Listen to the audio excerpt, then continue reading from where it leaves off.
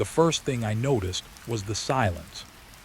Not the normal kind, not the soft, late-night quiet you expect in a hotel after midnight. This felt different, thicker, like the air itself was holding its breath. I remember standing behind the front desk, staring at the empty lobby, trying to convince myself it was just nerves. First night shift, new job, new place, that's all. But the silence didn't feel new. It felt settled, like it had been there long before I arrived. I checked the clock. 2:12 a.m. The second hand moved, but it didn't sound right. Each tick felt softer than it should have been, like it was being swallowed before it could echo. I shook my head and forced myself to focus. Just do the work, I muttered under my breath. The night manager had left an hour ago. He barely said anything before walking out. Just handed me a key card, pointed at the computer and said, "Audit's simple. Everything's in the system." Then he paused. Not long, but long enough. And he added, "Don't go looking for things." At the time, I thought it was a joke. Now I wasn't so sure. I turned to the monitor. The glow of the screen felt too bright in the dark lobby. It made everything else disappear into shadow. The system was already open. Guest registry. Simple enough. Names, room numbers, check-in dates, check-out dates. Clean, organized. Normal. At least that's what I thought. I scrolled. Floor 1 full. Floor 2, a few empty rooms. Floor 3, half booked. Nothing strange. I leaned back in the chair, exhaling slowly. "See," I whispered, "nothing weird." But then I noticed something. A gap. Not an empty room. A missing one. Room 214, then 216. I frowned. Where 215? I scrolled back up, slower this time. No 215. I checked the next floor. 3143, 15316. So the numbers were normal there. Just one missing. That didn't make sense. Hotels don't just skip numbers randomly. I leaned closer to the screen. Maybe it was a system glitch. I refreshed the page. The list flickered, then came back. Still gone.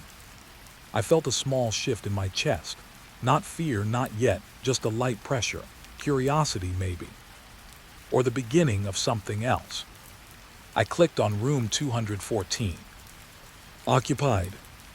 A man named Farouk Ahmed checked in yesterday. Normal. I clicked 216. Empty, no booking. I stared at the space between them. There wasn't even a placeholder, no vacant, no out of service. Just nothing. Like the room had never existed. I sat there for a few seconds listening. Still no sound. No footsteps. No doors. No distant elevator chime. Just that same heavy silence pressing against everything. I pushed my chair back and stood up. Okay, I'll just check the hallway. Simple. Real. Something I could see with my own eyes. The lobby lights didn't reach very far down the corridor.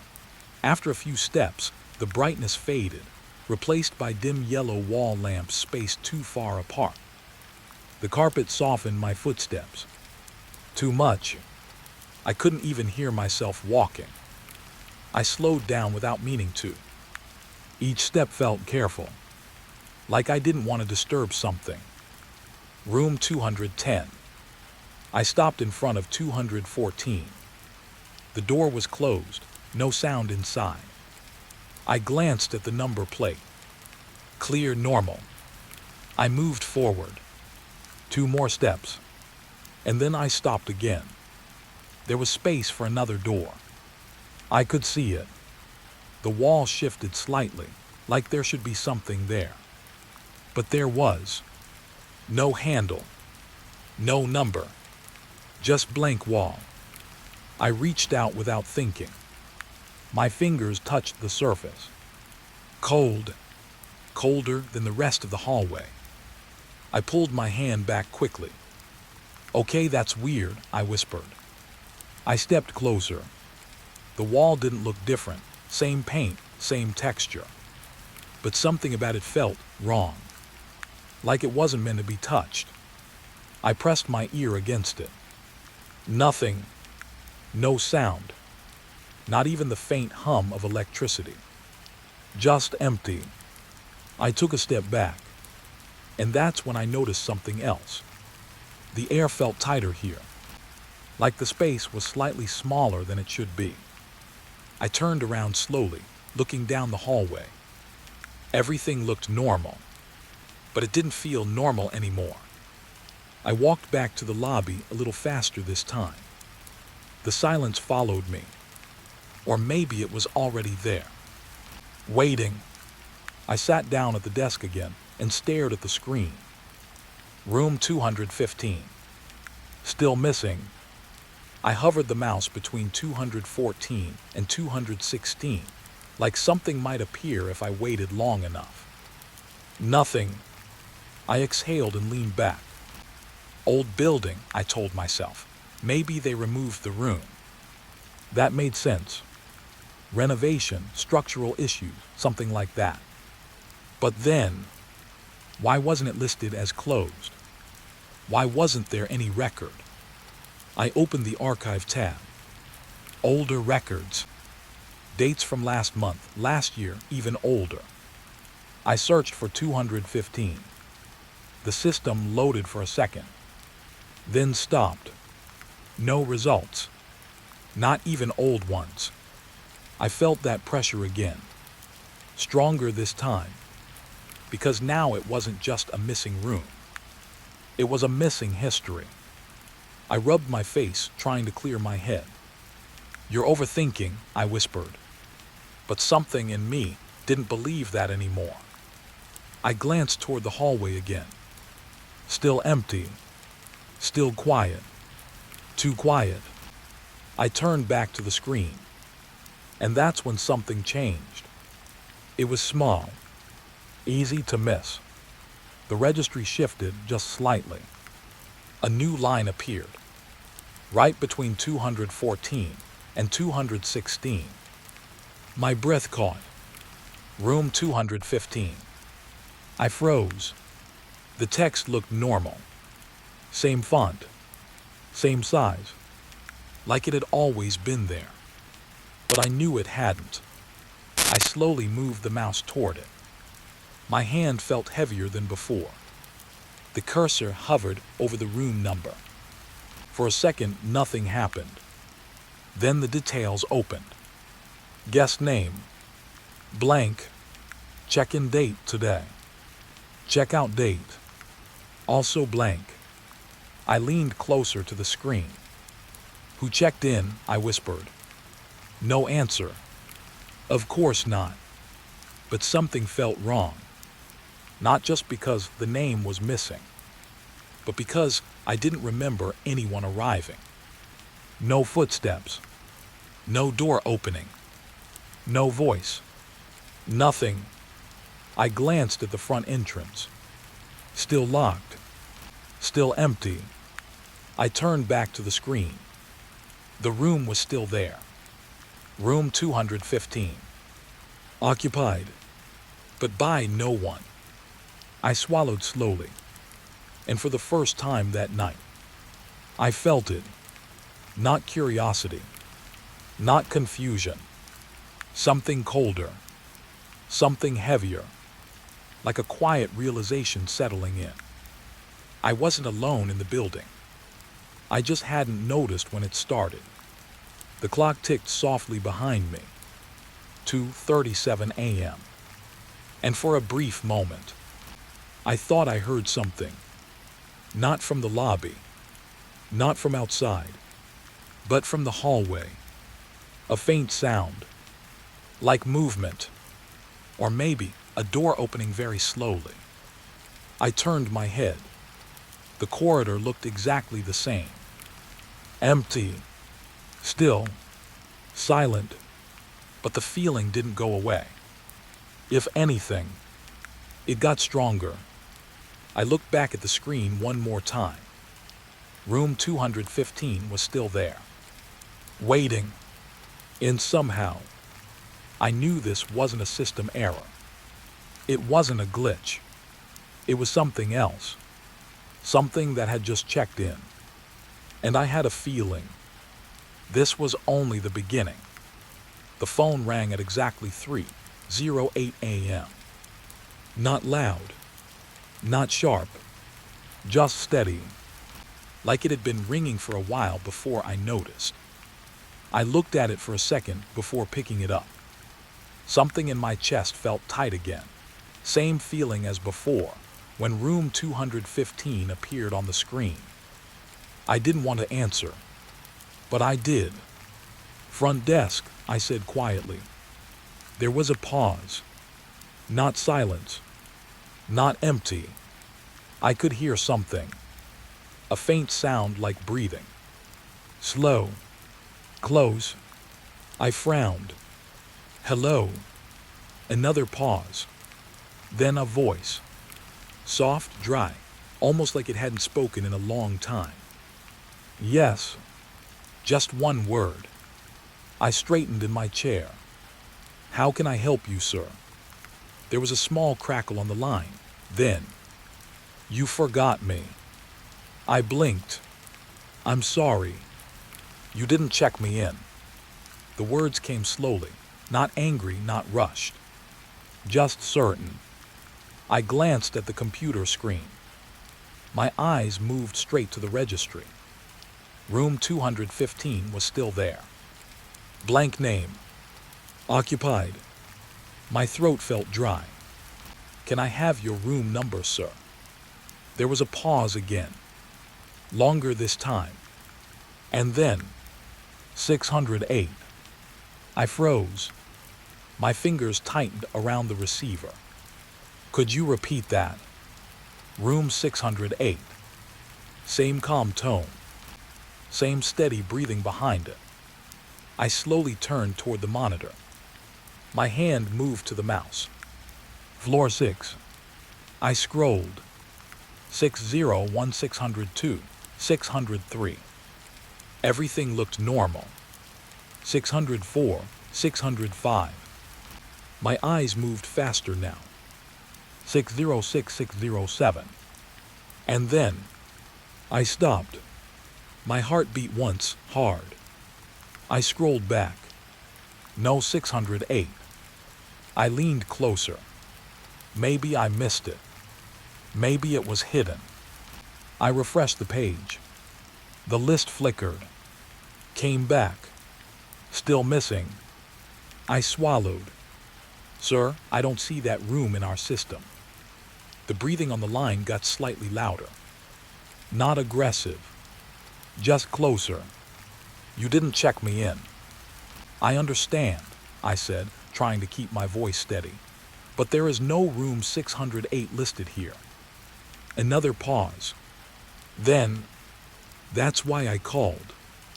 Something about the way he said it made my chest feel heavy. Like I had made a mistake.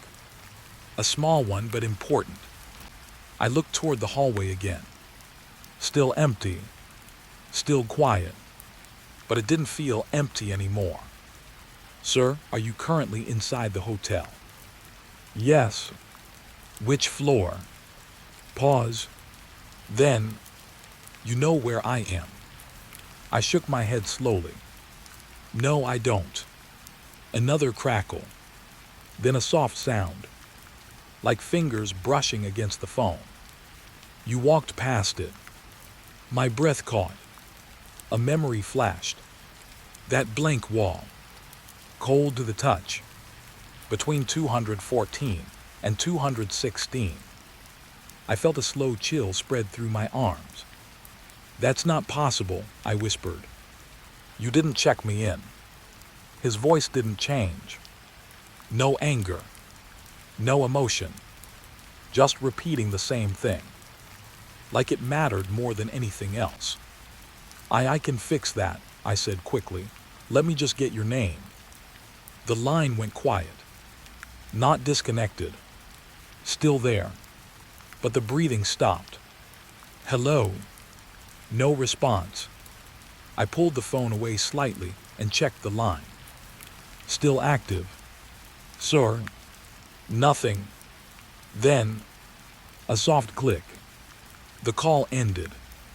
I stared at the receiver for a few seconds before placing it down slowly. My hand felt cold. I looked back at the screen. Room 215 was still there. But something else felt off now. I scanned the list again. Slowly, carefully, and then I saw it. Another shift. Small, almost invisible. Between 607 and 609. There was a gap. My stomach tightened. No. I clicked on the space. Nothing happened. There was no listing. But I knew it was there. Just like before. Just like 215. Something that didn't exist. Until it did. I leaned back in my chair, breathing slowly. Okay. I tried to think. Tried to stay logical. Maybe the system updates in real time. Maybe rooms appear when someone checks in. But that didn't explain the missing numbers. Or the voice. Or how he knew I walked past something. I rubbed my hands together. They felt colder now. Like the temperature in the room had dropped slightly. I glanced at the thermostat on the wall. Still normal. But it didn't feel normal. Nothing did anymore. The phone rang again. I flinched this time. Actually flinched. My heart jumped before I could stop it. I stared at the phone. Same steady ring. I didn't pick it up right away. Something in me didn't want to. But something else, something deeper, told me I had to. I lifted the receiver slowly. Front desk. No greeting this time. No question. Just listening.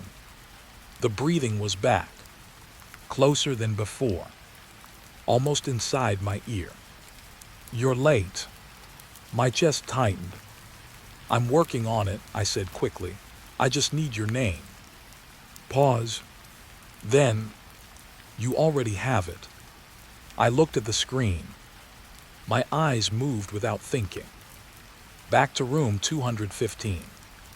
The blank name. Still empty. But something felt different. I clicked it. The details opened. Guest name. Still blank. But the cursor was blinking. Like it was waiting. I didn't type anything. My hand stayed still. I don't see your name, I whispered. Another soft sound from the phone. Not breathing this time. Something else. Like a quiet laugh. But without any emotion. You will. The line crackled again. Then, come up it. My throat went dry. I can't leave the desk. You already did. I froze. My mind went blank for a second. What? Silence. Then the call ended again. I pulled the phone away slowly. Something felt wrong. Not just around me. Inside me. I looked down at my hands. They didn't feel like they were shaking. But something about them looked off. Like I didn't fully recognize them for a moment. I blinked hard. Everything snapped back. Normal. Or at least what I thought was normal. I stood up slowly. My legs felt heavier now. Like walking would take more effort. I looked toward the hallway again. Still empty, but not harmless anymore. I stepped out from behind the desk. Just one step. Then another. The carpet swallowed the sound again. Same as before. Too quiet. Too soft. I reached the corridor and stopped. My eyes moved down the line of doors. 210, 212, 214. I didn't want to look, but I did. That blank wall was still there. Same as before. Same cold feeling in the air around it. But now, it felt different. Stronger. Like something on the other side was closer. Waiting. I took a slow step forward. My chest felt tight. Each breath slightly harder than the last. You walked past it. His voice echoed in my head. I stopped right in front of the wall, close enough to touch it again. But I didn't. Not this time. Instead, I listened. At first, nothing. Just silence. Heavy, thick. Then, a faint sound. Very faint. Like something shifting. On the other side, my skin went cold. I leaned in slightly, trying to hear better. And then I realized something. It wasn't just a sound. It was movement. Slow, careful, like someone standing very close to the wall, mirroring me. My breath got shallow. I didn't move, didn't speak, just stood there, listening, waiting, and then, very softly, from the other side, a voice. You forgot me. I stepped back instantly. My heart slammed against my chest. The hallway looked the same. Empty. Still. But now I knew. That wall wasn't empty. And whatever was inside wasn't waiting anymore. It knew I was here. And somehow, it knew I wasn't supposed to be. I didn't go back to the desk right away. I just stood there in the hallway staring at that wall, trying to understand what I had just heard. You forgot me. The words didn't feel like they came from behind the wall. They felt closer, like they were meant only for me. I stepped back slowly, my shoes barely making a sound on the carpet. The air felt colder here again. Not normal cold. It felt occupied, like I had stepped into someone else's space without permission. I turned and walked back toward the lobby, a little faster this time. Not running, but not slow either. I didn't want to turn around again. I didn't want to check if something was following me, because a part of me already knew. If I looked, I might see it. When I reached the desk, I exhaled hard. My chest felt tight, like I had been holding my breath the whole time. The screen was still on. Guest registry. Room 215 still there. Blank name. Occupied. But now something else had changed. My eyes moved up the list automatically. Floor 6. The gap was still there, between 607 and 609. I stared at it longer this time, because now I knew. That empty space wasn't empty, and whatever was inside it had just spoken to me. I swallowed and looked around the lobby. Still silent, still empty, but now it felt like I was being watched. Not from one place, from everywhere. I leaned forward and opened another tab. Security.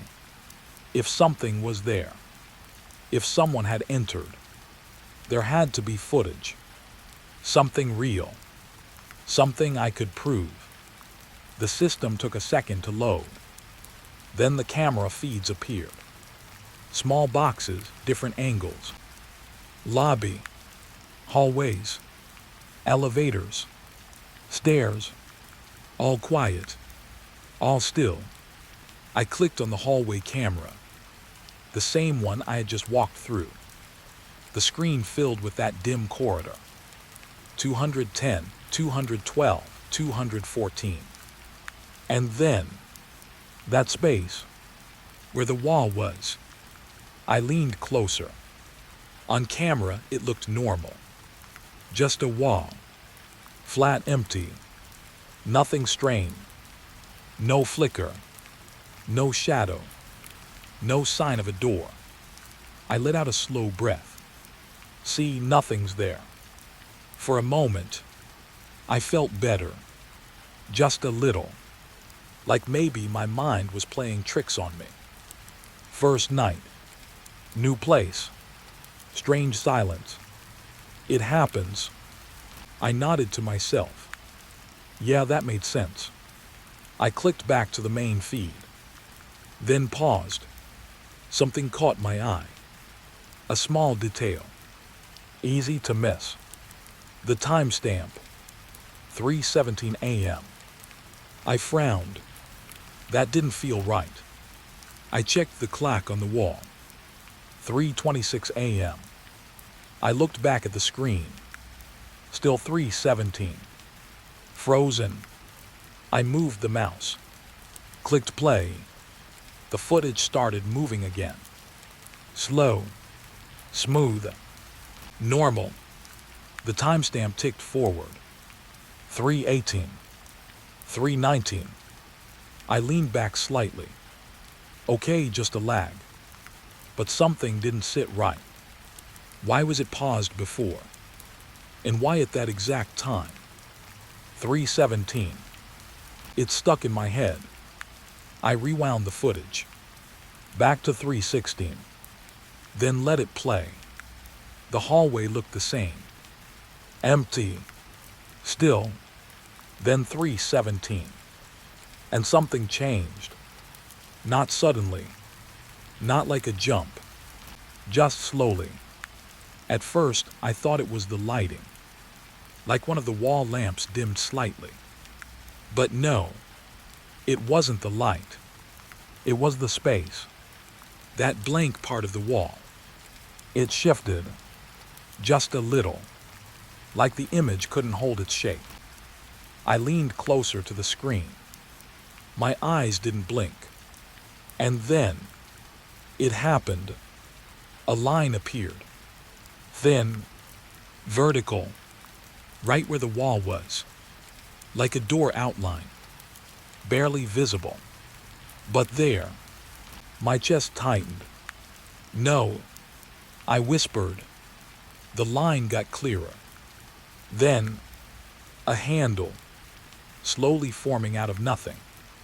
Like the camera was catching something that shouldn't exist. I felt my hands go cold. I didn't move. I couldn't. And then, the door opened. Not fast. Not forced. Just gently. Like someone inside was careful. Careful not to make noise. A gap appeared. Dark inside. Darker than the hallway. I waited. Nothing came out at first. Just that open space. Still. Quiet. And then, something moved. A figure. Tall. Thin. Stepping out slowly. My breath caught.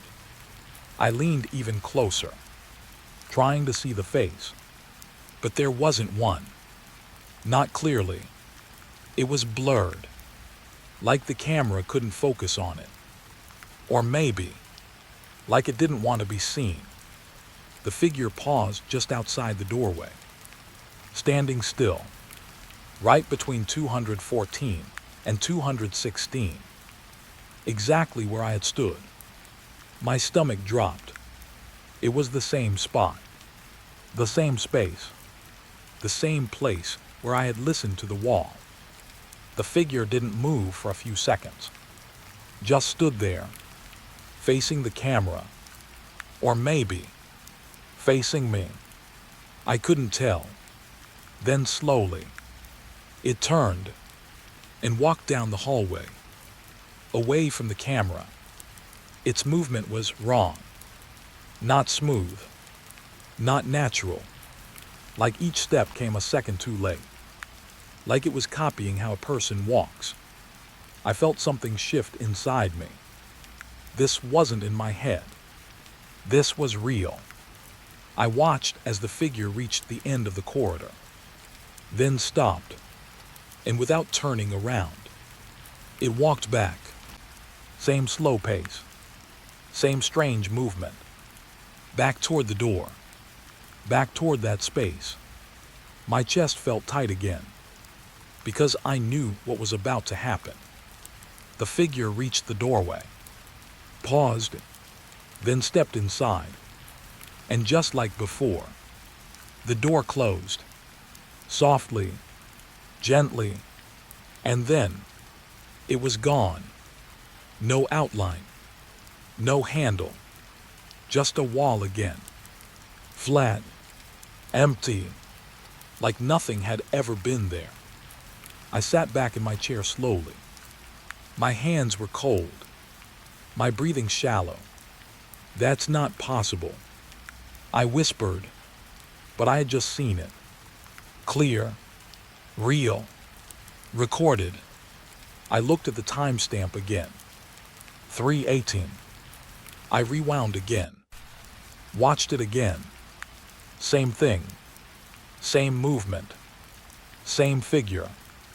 Every detail the same. I checked another time. Earlier footage. Same hallway. Same spot. Nothing. Then I moved to the night before. The footage loaded. I skipped forward. 3:17 a.m. My heart started beating faster. I hit play. And there it was again. The same line. The same door. Opening slowly. And the same figure stepping out. I felt a wave of cold move through my body. No, I whispered again. I checked another day. Same time. Same thing. Every night. 3:17 a.m. The door appeared. The figure came out. Walked. Returned.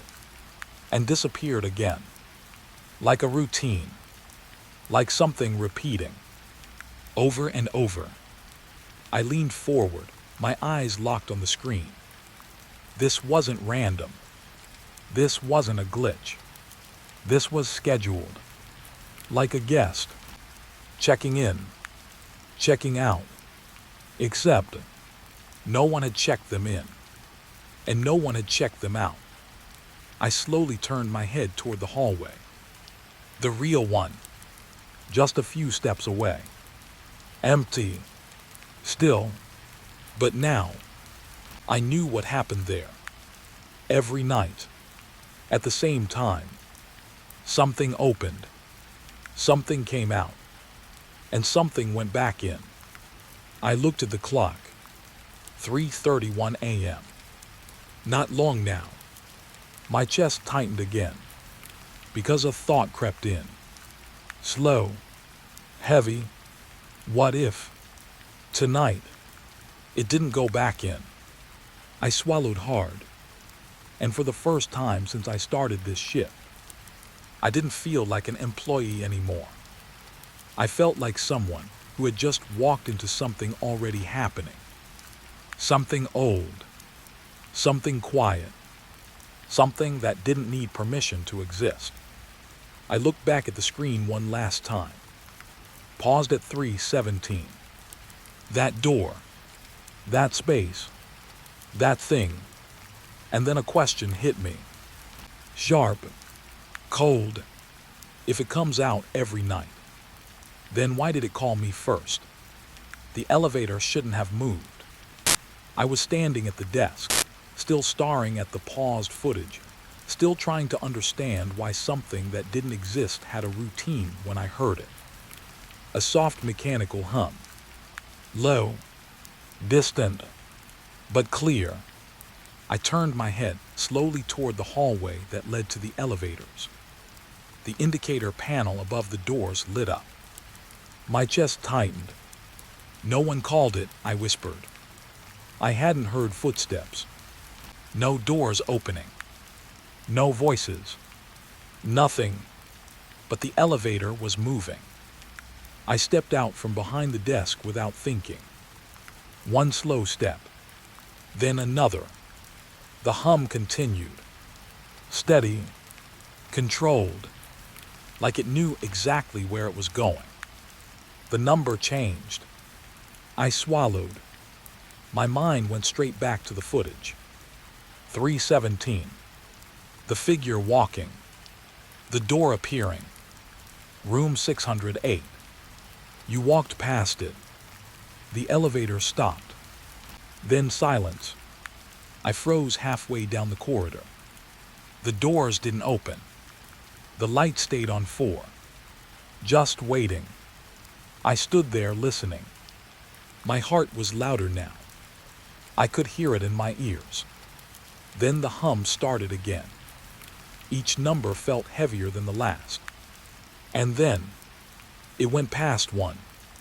My breath caught. There was no floor below 1. At least not one guests could use. The indicator flickered. For a second it went blank. Then a symbol appeared. Not a number, just a small dash. Like the system didn't know what to show. The elevator stopped. And this time, the doors opened. I couldn't see inside from where I stood. The hallway corner blocked my view. But I could feel it. Something had arrived. Not someone. Something.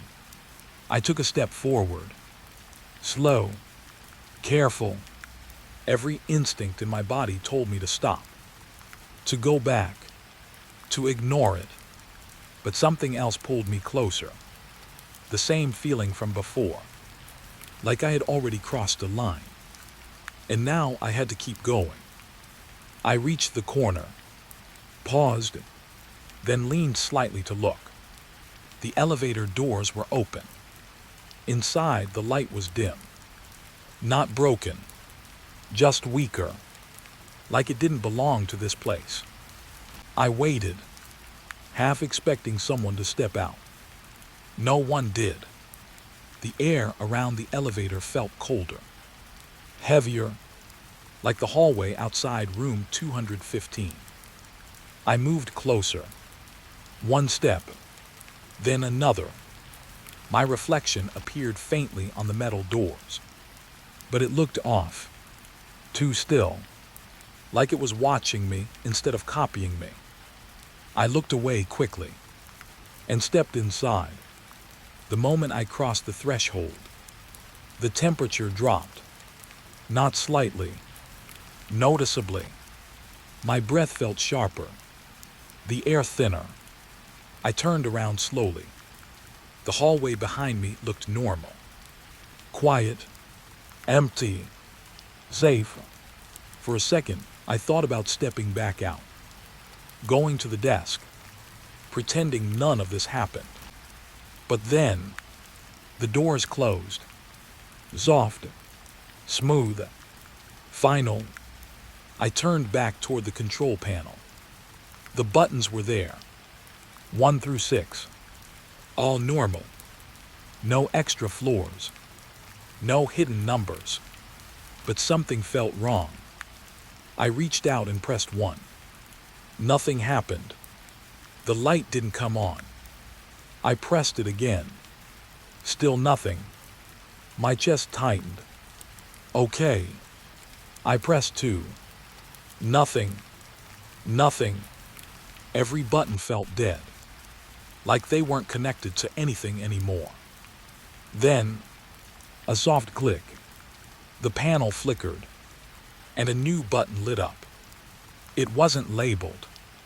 No number. Just a faint circle of light. My hand froze in midair. I didn't want to touch it, but I knew.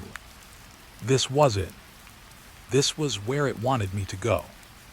I slowly pressed the button. The light dimmed slightly. Then the elevator moved. Down. Not fast. Not slow. Just steady. The same hum filled the space again. But now it sounded different. Deeper.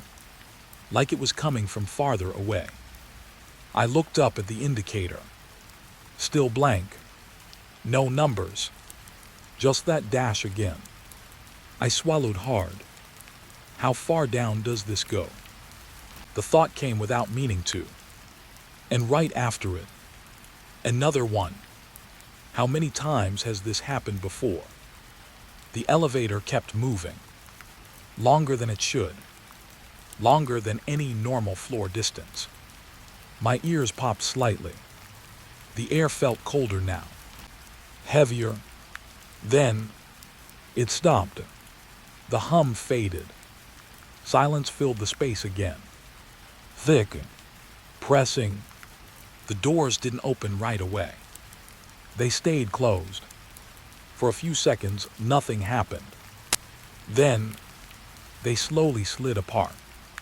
What I saw on the other side didn't feel like part of the hotel. The lighting was dim, flickering slightly.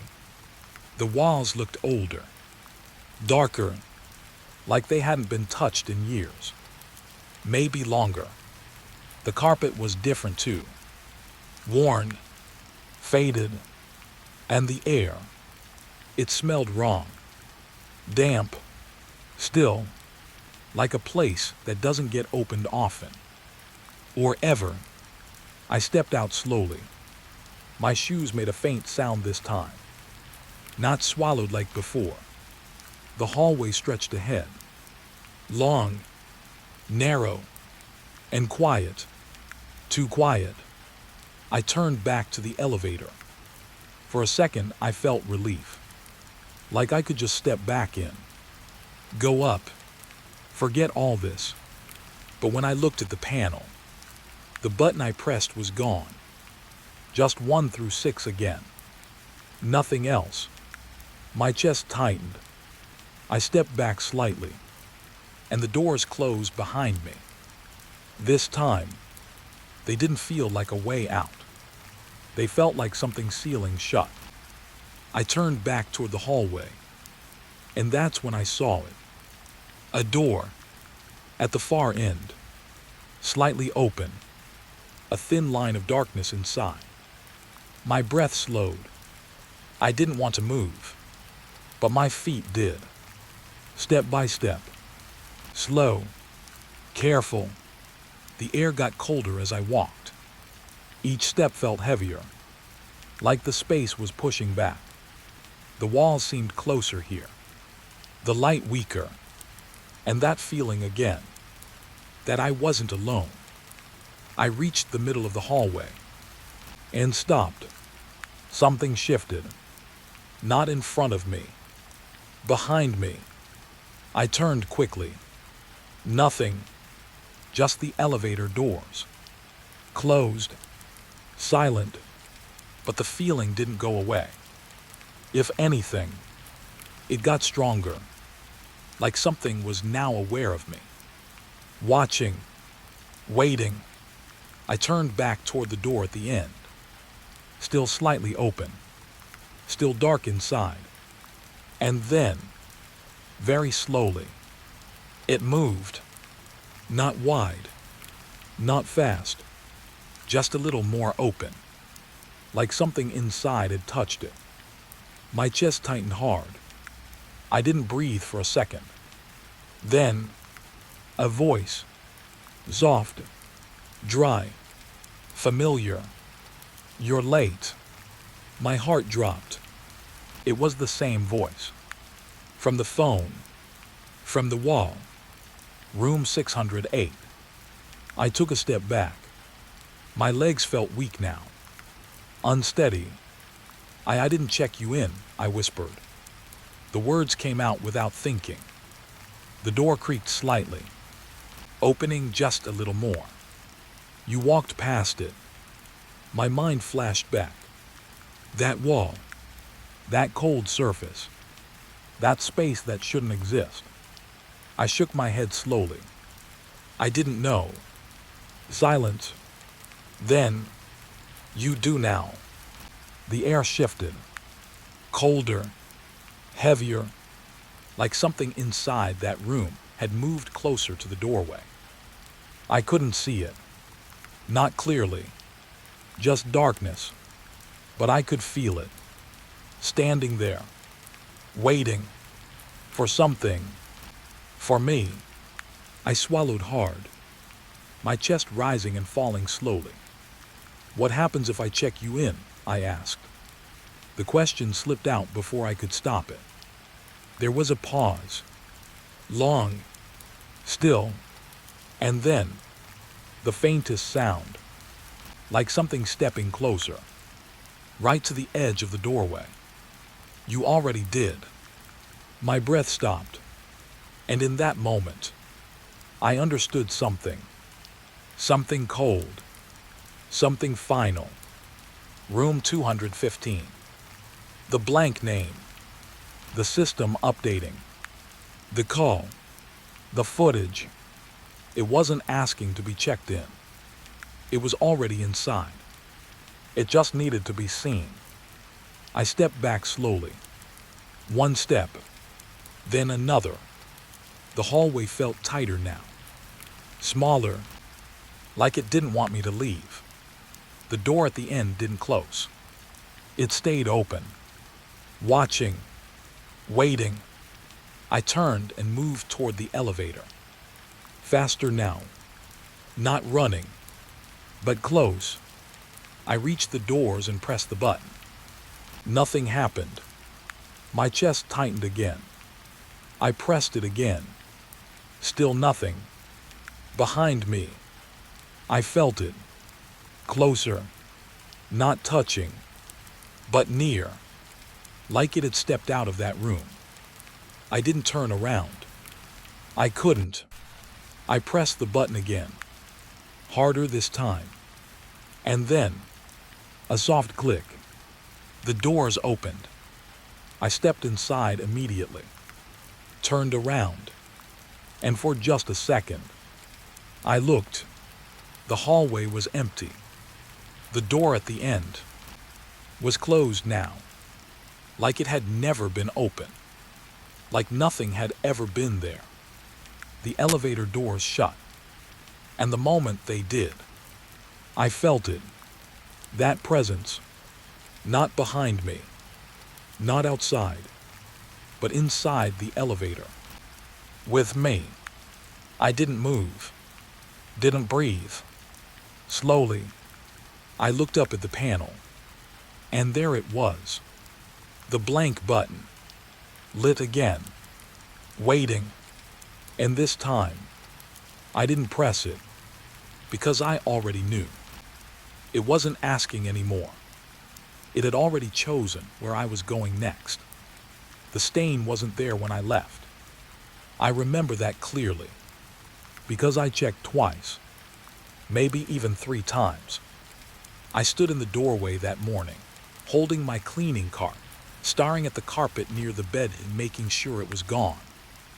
It had taken me almost 20 minutes to scrub it out.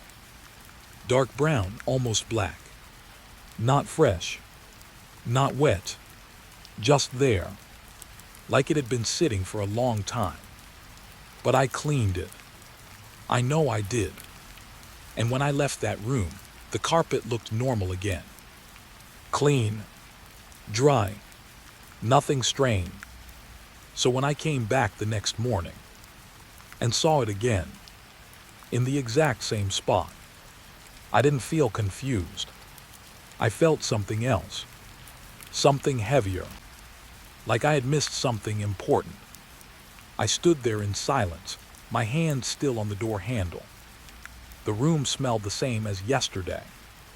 That faint mix of cleaning spray and something older underneath. Not bad, just stale, like the air didn't move much. Room 313. I checked the number again, just to be sure. Same room, same door, same everything. But the stain was back, right where it had been, near the side of the bed, close to the edge like something had dripped there. I stepped inside slowly. My shoes pressed into the carpet. Soft, too soft, the kind that doesn't make much sound. I crouched down and looked closer. The edges of the stain weren't sharp. They spread slightly into the fibers. like it had soaked in and then stopped. I reached out and touched it. Dry, completely dry. I pulled my hand back. My chest felt tight, because now I wasn't just looking at a stain. I was looking at something that had come back, without a reason, without a source. I stood up slowly and looked around the room. The bed was made. The sheets were still clean from yesterday. No wrinkles, no signs of use. The curtains were half open, letting in that pale morning light. Everything looked untouched, like no one had entered after I left. But something had. It had to, because the stain didn't clean itself back in. I grabbed my cleaning cloth again, spray bottle in the other hand. Same routine, same motion. I sprayed the area slowly, watched the liquid soak into the fibers. Then I started scrubbing, back and forth, slow at first, then harder. The stain began to fade, just like yesterday. The same way, same pattern, like I was repeating something. I stopped for a second and just stared at it. Half gone now, fading into the carpet. Okay, I whispered. Maybe I missed it yesterday. That made sense. It had to, because the other option didn't. I finished cleaning, took a step back, looked at it again. Gone, completely gone, just like before. I stayed there a little longer this time, longer than I needed to. Watching, waiting, nothing changed. No sound, no movement, no new marks, just a clean carpet. I exhaled slowly. See nothing, but my voice didn't sound convincing, even to me. I pushed the cart out and closed the door behind me. The hallway outside felt normal. Bright, busy, voices in the distance, carts moving, other staff talking. It felt like a different place, like whatever was in that room stayed in that room. I tried not to think about it, tried to focus on the rest of my shift. Room after room, same routine, same cleaning, same small details. But something stayed in the back of my mind. Quiet, waiting. By the time my shift ended, I had almost convinced myself it didn't matter. Just an old stain, bad lighting, tired eyes. That's all. But the next morning, I went back, not because I had to, because I wanted to see. I stood outside room 313 again, my hand resting on the handle. For a second, I didn't open it. I just stood there, listening. There was no sound, no movement, nothing unusual. But my chest felt tight again, like it knew something I didn't. I pushed the door open slowly. The room looked the same. Same bed, same curtains, same light. But my eyes went straight to the floor. And there it was. The stain. Same size, same shape, same place. Exactly where it had been before. I didn't move, didn't speak, just stood there, staring at it, because now I knew I hadn't missed anything. This wasn't leftover. This wasn't old. This was something that returned. Every night, without fail, I stepped inside again, slower this time, more careful, like the room was different now, like it was watching me. I crouched down again, closer than before. The edges of the stain looked slightly darker today. Or maybe that was my imagination. I reached out again, Touched it. Dry.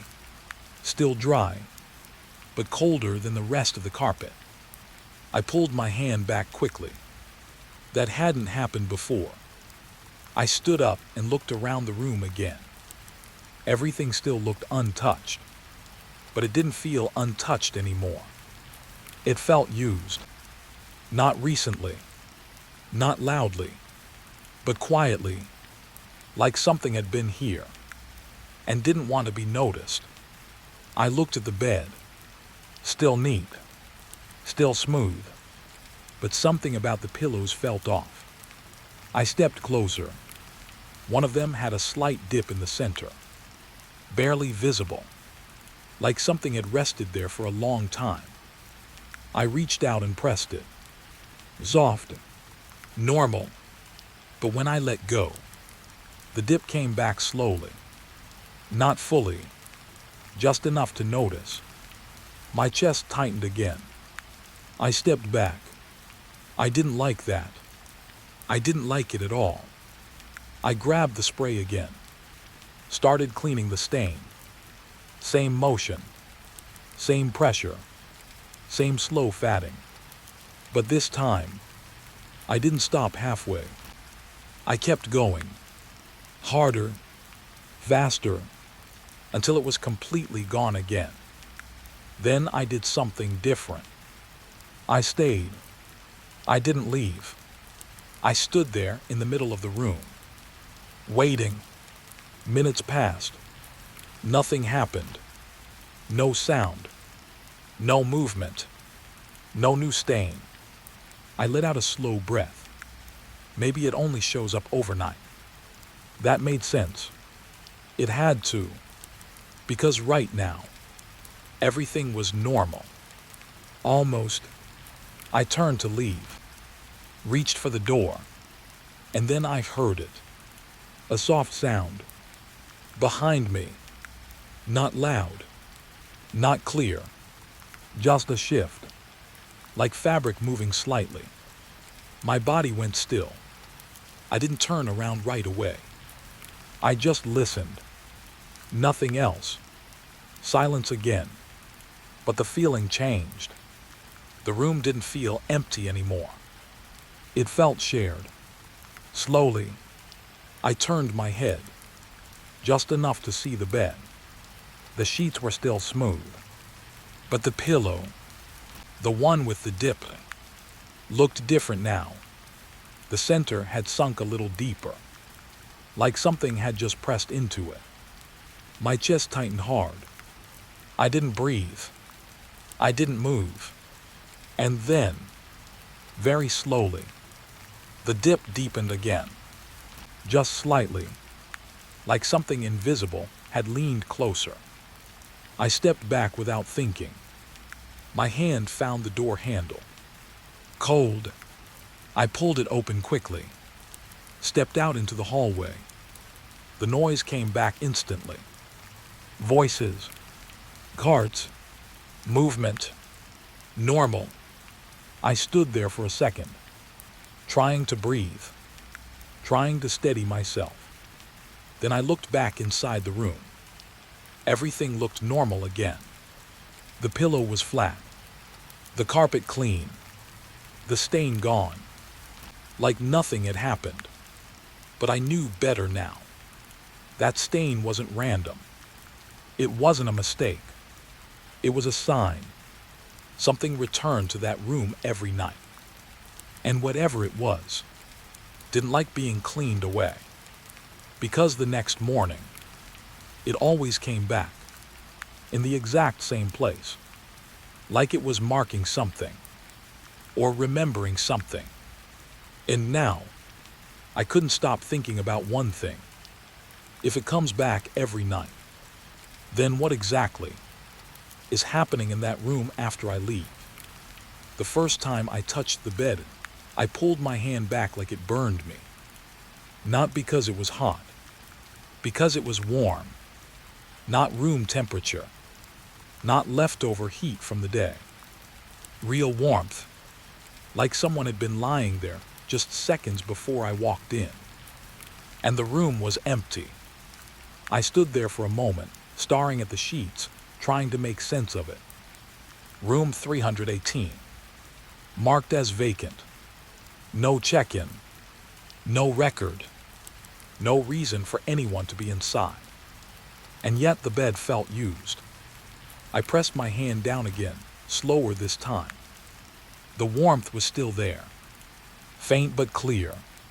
Centered on the mattress. Right where a body would rest. My chest tightened a little. Maybe the AC isn't working, I whispered to myself. That made sense. Heat gets trapped. Rooms stay warm. Simple. Normal. But the air in the room wasn't warm. It was cold. Cooler than the hallway. I could feel it on my skin. I looked around. The curtains were drawn halfway. Light slipping in from the edges. Dust floating in the air, slow and lazy. Everything looked untouched. Clean. Still. But the bed felt wrong. I stepped closer and leaned in slightly. There was a faint dip in the center of the mattress. Not deep. Just enough to notice. Like someone had been lying there and only just got up. I straightened quickly. My heart was beating a little faster now. I didn't like this feeling. It was the same as room 313. That quiet sense that something had been here and didn't leave properly. I grabbed the sheets and pulled them back. The mattress underneath was clean. No stains. No marks. Nothing unusual. But when I let the sheet fall back into place, it didn't settle flat. It curved slightly, following the dip. My throat felt dry. I stepped back and looked at the door. Still open. The hallway outside was bright. Normal. Safe. I could leave. Just walk out. Mark the room as cleaned. Forget about it. But something in me didn't want to leave yet. Not like this. Not without understanding. I moved to the side table. Checked the surface. No dust disturbed. No objects moved. The lamp was off. Cold to the touch. No signs of use. I turned toward the bathroom. The door was slightly open. I pushed it wider. Inside, everything was dry. Sink clean. Mirror clear. No water marks. No towels used. No sign that anyone had been in there. So if someone had been here, they hadn't stayed long, or they hadn't needed anything. I stepped back into the main room. The bed was still there. Still warm. Still slightly pressed in the center. Like it was waiting. I hesitated, then slowly sat down on the edge. The mattress dipped under my weight, but not fully. It felt like something was already there, holding space. I froze. My breath slowed. I didn't move. For a moment, it felt like I wasn't sitting alone, like there was a shape beside me, not touching, but close. I stood up quickly. The feeling disappeared instantly. The mattress lifted slightly, then settled again, still holding that faint dip. My chest felt tight now. This wasn't normal. This wasn't something I could explain away. I grabbed the sheet again and started pulling it off. Harder this time. Faster. Like I could remove whatever was left behind. The fabric came loose. I stripped the bed completely. Pillows, blanket, everything. The mattress was bare now. Flat, clean, no dip, no warmth. I placed my hand on it again. Cold, normal. I exhaled slowly. There, that's better. For a moment, I felt relief, like I had fixed something. like whatever had been there was gone. I turned to grab fresh sheets from the cart, took a step toward the door, and then I felt it behind me. Not a sound, not movement, just a presence. Close. I stopped. My hand tightened around the fabric. Slowly, I turned my head. The mattress, bare, empty, but the surface was changing, very slowly. A dip was forming again, right in the center. My chest tightened hard. I didn't breathe. The fabric in my hand slipped slightly. I watched as the mattress sank just a little deeper, like something invisible had laid back down. Right after I cleared it, like it had been waiting for me to finish. My legs felt weak. I didn't move, didn't speak, just stood there watching. The dip stopped, held in place, and then, very slightly, the edge of the mattress shifted, like weight adjusting, like someone turning onto their side. My heart started pounding. I stepped back slowly. One step, then another. I didn't want to look anymore, but I couldn't stop, because now I knew. This wasn't about leftover heat. This wasn't about air or temperature. This was something using the room, quietly, every night, and I had just interrupted it. I backed out into the hallway, didn't close the door, just stood there breathing, trying to steady myself. After a few seconds, I forced myself to look again. The room was still. The mattress looked flat. No dip, no movement, like nothing had happened. But the feeling didn't leave. It stayed, like it had followed me out. I stepped back inside slowly, careful this time, watching everything. The mattress stayed still, cold, empty. I walked over again, placed my hand down. Nothing, no warmth, no pressure, just fabric. I swallowed. Maybe it only happens when I'm not looking. The thought came quietly, but it stayed. I finished making the bed. Fresh sheets, tight corners, smooth surface, everything perfect, normal. I stepped back and looked at it. For a second, it felt okay, like I had control again, like the room was just a room. I turned to leave, reached the door, and then something small caught my eye. I looked back. The pillow, one of them. The center had sunk slightly. Not much, just enough, like something had rested there again. I didn't go back this time. I didn't fix it. I didn't touch it. I just stood there, watching, because now I understood something. It wasn't waiting for me to leave. It wasn't hiding. It was just continuing, doing what it always does. Lying there, resting, using the bed, like it belongs there. And I'm the one who doesn't.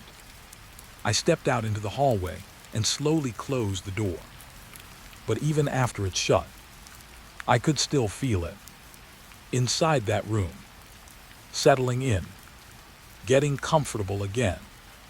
And the thought that stayed with me, the one I couldn't shake, was this: if the bed is always warm, then whatever's using it never really leaves. I didn't write the last entry right away. I just sat there, staring at the page trying to decide if I should even write it at all. Because once I did, it would feel real. And a part of me still wanted to believe this was something small, something explainable, something I could ignore. But my hands didn't feel steady anymore. and the silence around me felt different, like it was waiting for me to notice it. I looked down at the logbook again. Neat lines, dates, room numbers, short notes, room cleaned, sheets replaced, minor stain removed.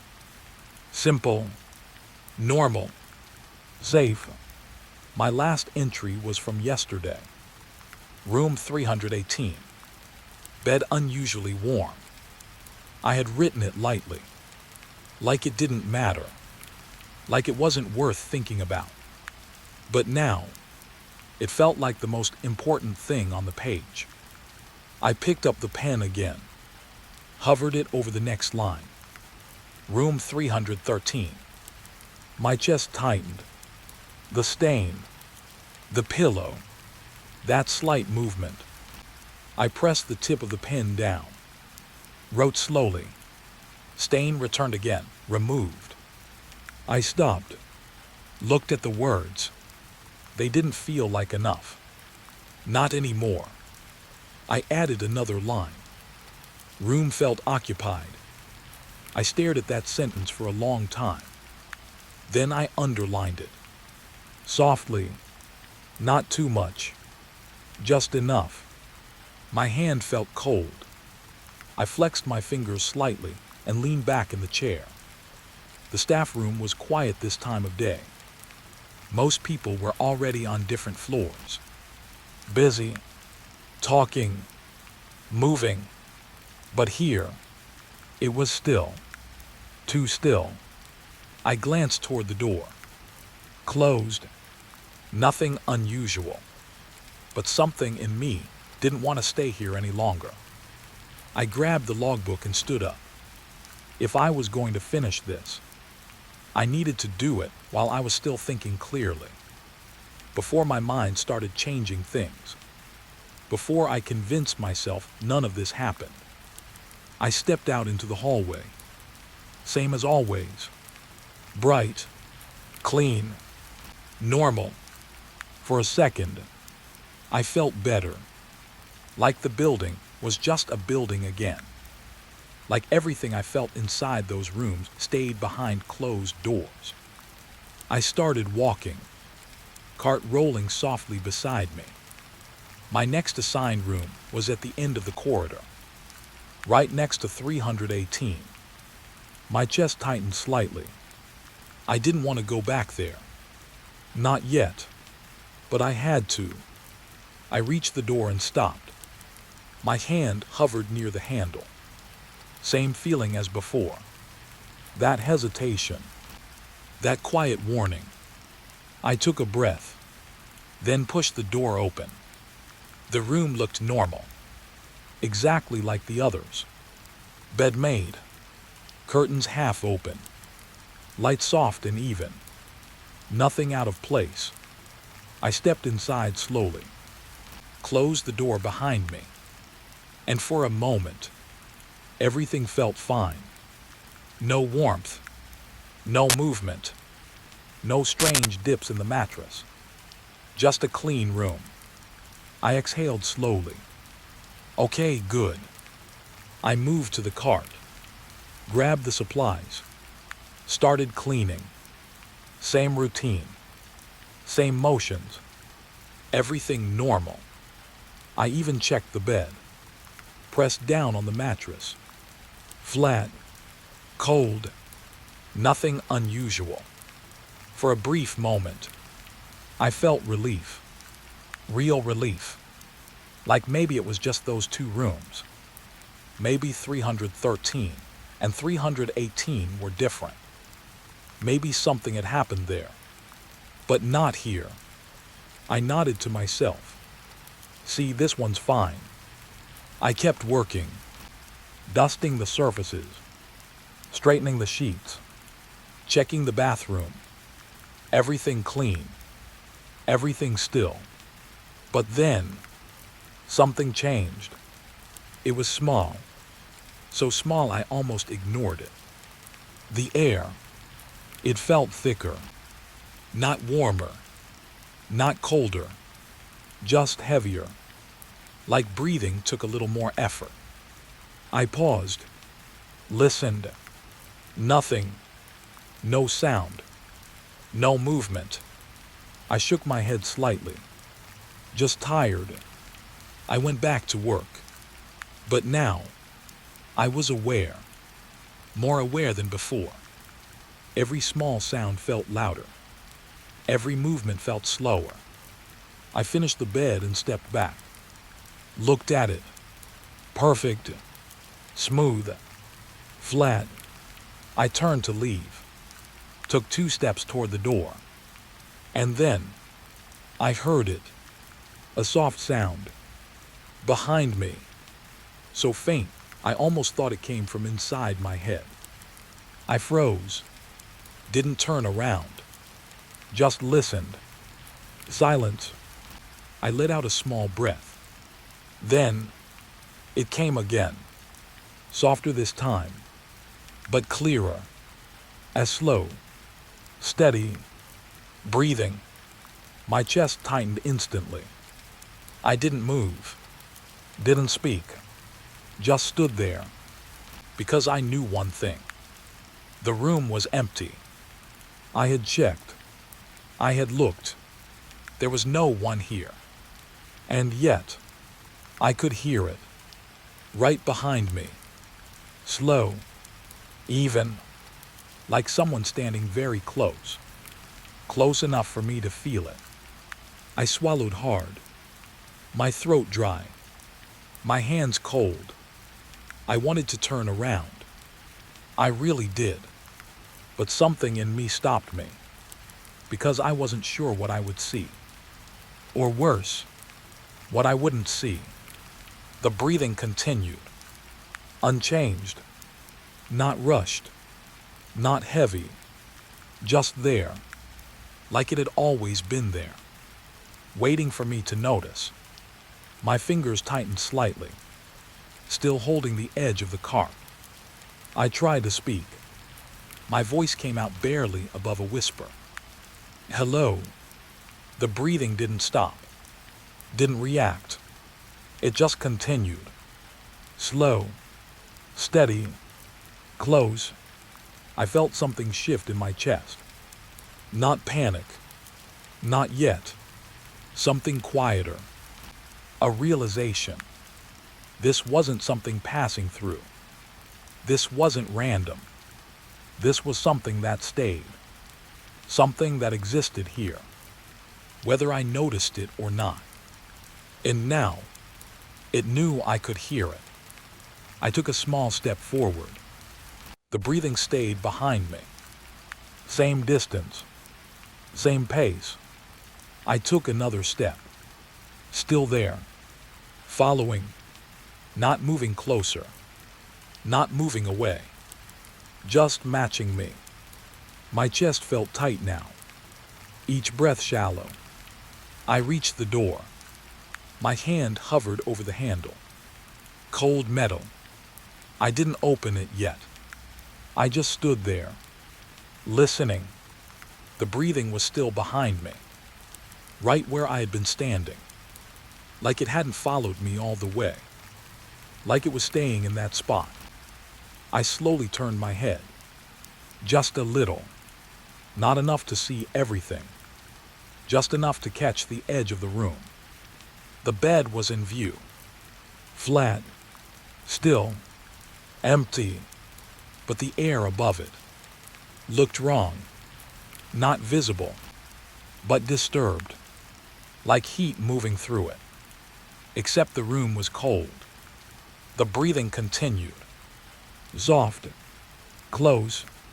But now, it didn't feel behind me anymore. It felt everywhere. Like it wasn't tied to a place.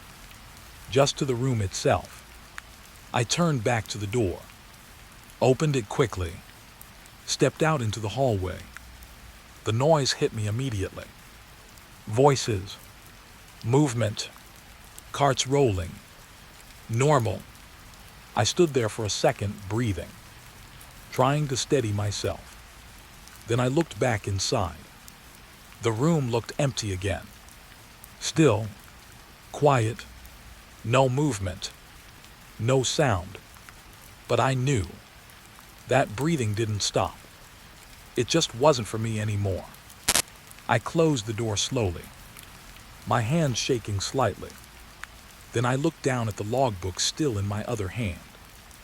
Opened it, flipped to the next line. Room 319.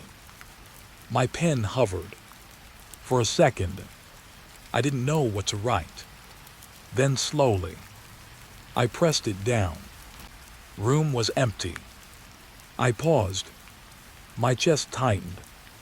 Then I added another line. Heard breathing inside. I stared at the words. They didn't feel enough, but they were true. I underlined them, just like before. Closed the book. And that's when I realized something. The entries weren't just notes anymore. They were records, proof of something that didn't want to be seen, but didn't hide either. And as I stood there, holding that logbook, one thought stayed in my mind. Heavy, unsettling. If the room was empty, then who's breathing? Was I hearing? Nothing ever happened on that hallway. That's what I was told on my first night. Camera 12 is the easiest, the senior guard said. You'll get bored watching it. At the time, I believed him, because when I first saw the feed, it looked exactly like that. Boring. Just a long, narrow corridor. Soft yellow lights. Closed doors on both sides.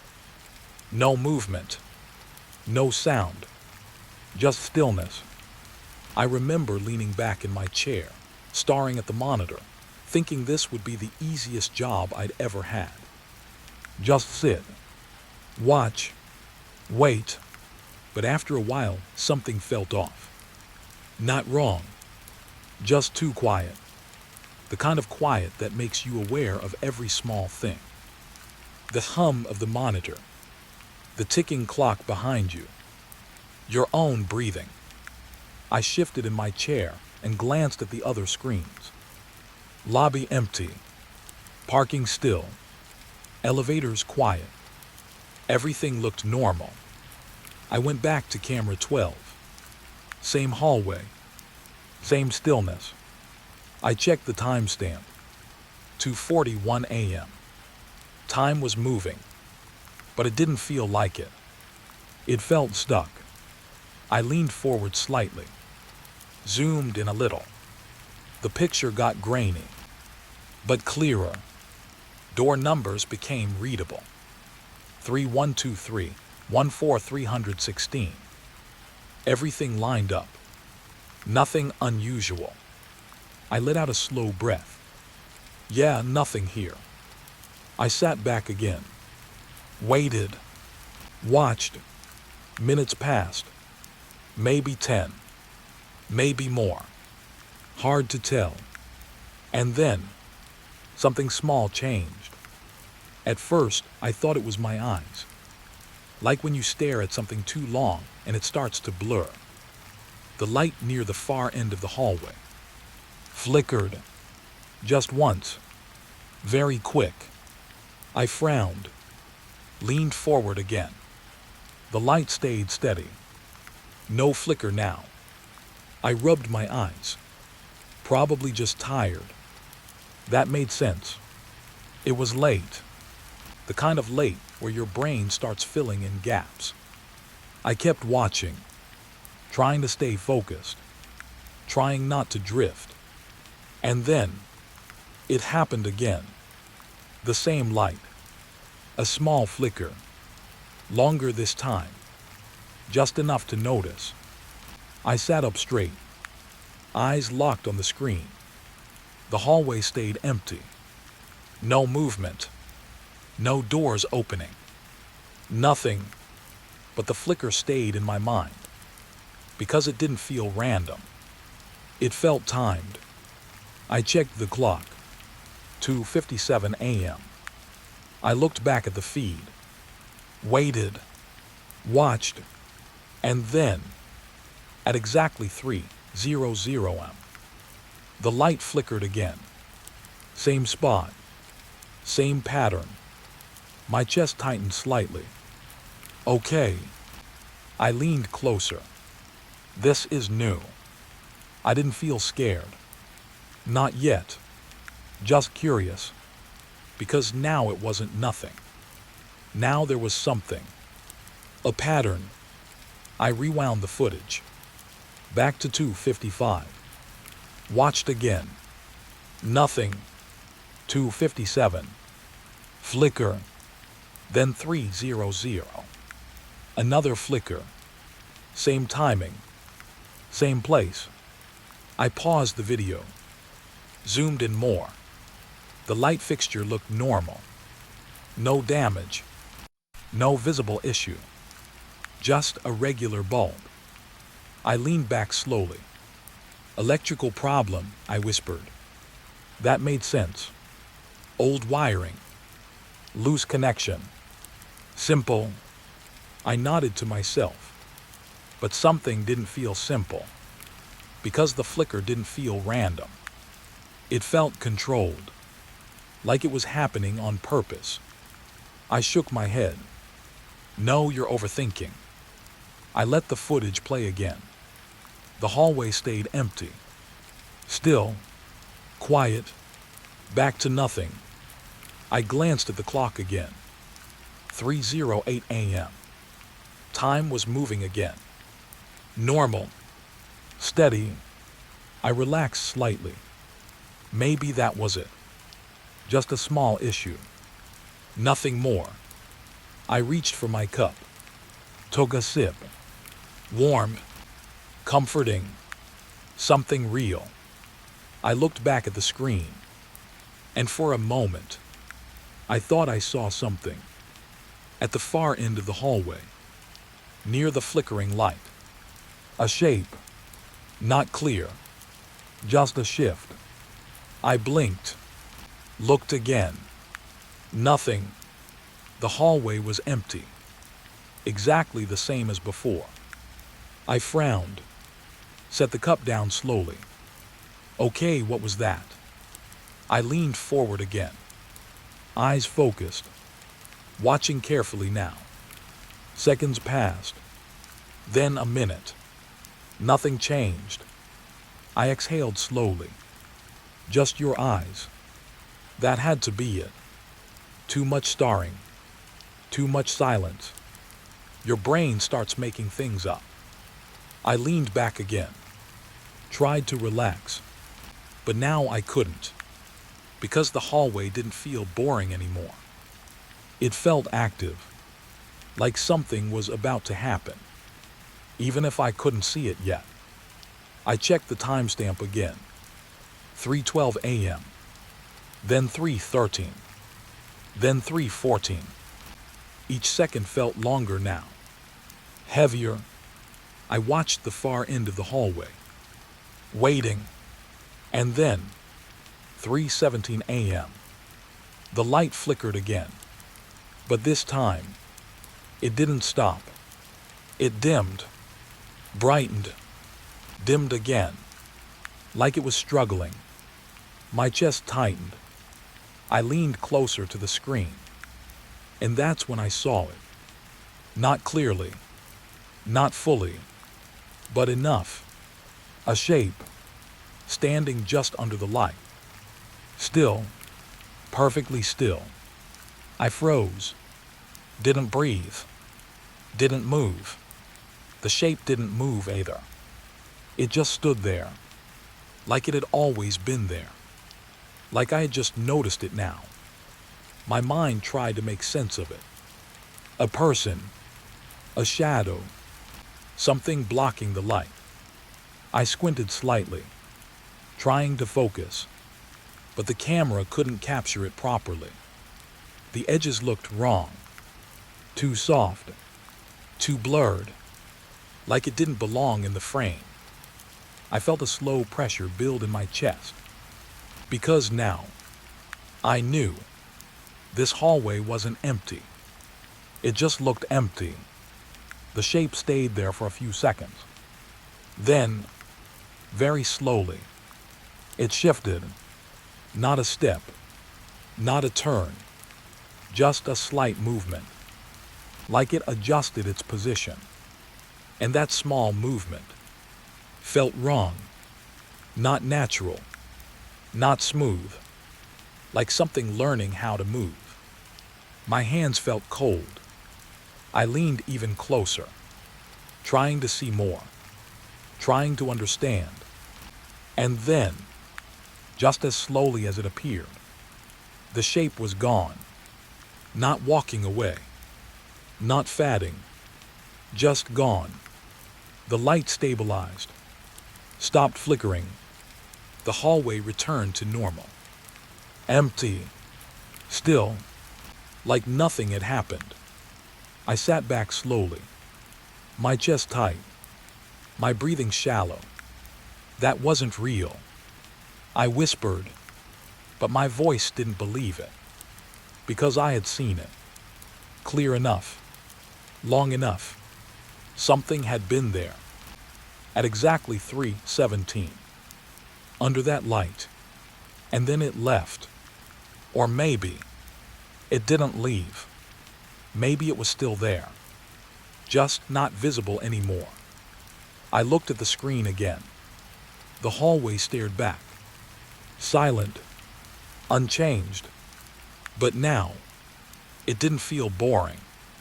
It felt like a place where something happens, right in front of you, and you only notice it when it wants you to. I checked the clock one more time. 3:19 a.m. And for the first time since I started this job, I didn't feel like I was watching the hallway anymore. It felt like the hallway was watching me. I stopped blinking at 3:17. Not on purpose. It just happened. Because the first time I looked away, even for a second, it was gone. And I couldn't explain that. So the next night, I didn't take my eyes off the screen. Not even once. I sat closer this time. Chair pulled right up to the desk. Camera 12 filling the whole monitor. That same hallway. Same doors. Same light at the far end. Still. Quiet. Nothing. I checked the clock. 3:14 a.m. 3 minutes. My chest felt tight already. Not fear. Not exactly. More like anticipation. Like waiting for something you don't understand, but know is coming. I leaned forward, elbows on the desk, eyes fixed. No distractions. No movement. Just watching. The seconds felt slower now. Heavier. Each one dragging a little longer than the last. 3:15. Still nothing. 3:16. The hallway looked the same, but it didn't feel the same anymore. Because now I knew. Something happens here. Every night. At the same time. I swallowed slowly. My throat felt dry. And then, 3:17. The light flickered. Same as before. But this time, I didn't miss it. It wasn't quick. It wasn't subtle. It dimmed, then came back, then dimmed again. Like something was passing through it. I leaned even closer. My eyes didn't blink. And then, it was there, right under the light. A shape. Still. Perfectly still. My chest tightened instantly. Because now I could see it clearly. Not detailed. Not fully. But enough. Tall. Thin. Standing in the middle of the hallway. Not leaning. Not moving. Just there. Like it had been placed there. I didn't breathe. Didn't move. The shape didn't move either. It didn't shift. Didn't sway. Didn't react. Just stood there. Facing the camera. Or maybe facing me. I couldn't tell. The edges of it looked wrong. Not solid, not shadow, something in between. Like the camera didn't know how to capture it. I felt a slow chill move through my arms. Because now, this wasn't a glitch. This wasn't lighting. This was something real. Something that appeared. On time. Every night. And just stood there. I checked the timestamp quickly. 3:17:22. Still there. I looked back at the figure. Unchanged. I waited. Seconds passed. Nothing happened. It didn't move. Didn't come closer. Didn't leave. Just stood there. And the longer I watched, the more wrong it felt. Because people don't stand like that. Not that still. Not that perfectly still. There was no breathing. No shifting weight. No small movements. Nothing. Like it wasn't alive. But it also didn't feel dead. It felt aware. I leaned back slightly. Just for a second. My eyes stayed on the screen. And in that moment, something changed. Not in the figure. In me. I felt it. That strange pressure again. The same one from the hallway. From the rooms. That quiet sense. That something was noticing me back. I leaned forward again. Closer this time. My face almost near the screen. I wanted to see more. Needed to. And then, very slowly, the figure shifted. Not a step. Not a turn. Just a small tilt. Its head. My chest tightened hard. Because that was the first movement. And it felt wrong. Too slow. Too controlled. Like it wasn't natural. Like it had decided to move. Only because I was watching. I froze. Didn't breathe. The figure stayed in that position. Head slightly tilted. Facing forward. But now, it didn't feel like it was facing the camera. It felt like it was facing me. Directly. Through the screen. My hands felt cold. I didn't know why. But I whispered, "Can you see me?" The words came out before I could stop them. The room around me stayed silent. No answer. Of course not. But something changed. On the screen, the figure tilted its head a little more. My heart dropped. I pushed my chair back slightly. The movement felt too real. Too precise. Like it had heard me. Like it understood. "No," I whispered. "That's not possible." But it didn't stop. The head slowly returned to its original position. Then, very slowly, one of its arms moved. Just a little. A slight shift. Down its side. Like it was adjusting itself. My chest felt tight now. Each breath shallow. Because now, this wasn't just something appearing. This was something reacting. Something aware. I looked at the timestamp again. 3:18:04. Still there. Still not gone. Longer than before. I leaned forward again. My fear mixing with something else. Curiosity. Because if it stays longer, maybe I can see more. Understand more. I focused on the edges, trying to make out details. But the more I looked, the less clear it became. Like it didn't want to be understood. Like the closer I got, the more it blurred itself.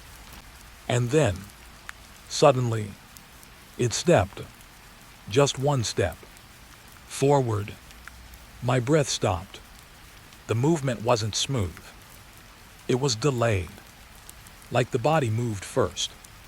and the rest followed a second later. Wrong. Completely wrong. I felt my hands grip the edge of the desk. Tight, because now it wasn't just standing there. Now it was moving. Toward the camera. Toward me. I didn't look away. I couldn't. Another second passed. Then, it stopped again. Perfectly still. Closer than before. But not too close. Just enough to feel different. The light above it flickered again. Soft. Unsteady. I checked the timestamp. 3:18:29. And then, without warning, it was gone. Not fading. Not walking away. Just gone. The hallway returned to normal. Empty. Still, like nothing had ever been there. I leaned back slowly, my chest rising and falling, my hands cold. That's not normal, I whispered, but the words felt useless, because I already knew that. I sat there in silence for a few seconds, just staring at the empty hallway, trying to process what I had just seen. And then, a thought hit me. Slow, heavy, uncomfortable. If it appears at 3:17 every night and stands there, perfectly still, then why did it move tonight? Why did it react? Why did it step forward? I swallowed hard, because the answer felt close, too close. I looked at the screen again. The hallway looked empty. But now, it didn't feel empty. Not at all. It felt like something had been there. For a long time. Something that follows a pattern. A routine. And tonight, that routine changed. Because of me. Because I watched it. And the thought that stayed with me, the one I couldn't ignore, was this. If it can see me through the camera, then how long has it been watching me back? The file wasn't supposed to exist. That's the first thing I noticed. Camera 12 archive, 3:17 a.m. recording missing. Completely gone. No file, no backup, no trace. Just an empty slot in the system like it was never recorded at all. But I remember watching it. I remember it too clearly. My hands were still on the keyboard when I checked again. Refresh. Search. Filter by time. 3:17 a.m. Nothing. I leaned closer to the monitor. My throat felt dry. This doesn't make sense. I opened the backup server. Same result. Empty. Deleted. But I didn't delete anything. I never even touched that folder. My chest felt tight now. Because if the system says it was never recorded, then what did I see last night? I leaned back in my chair. The room felt colder than before. Same security booth. Same dim light. Same hum of machines. But something inside it felt different. Like the building had changed while I wasn't looking.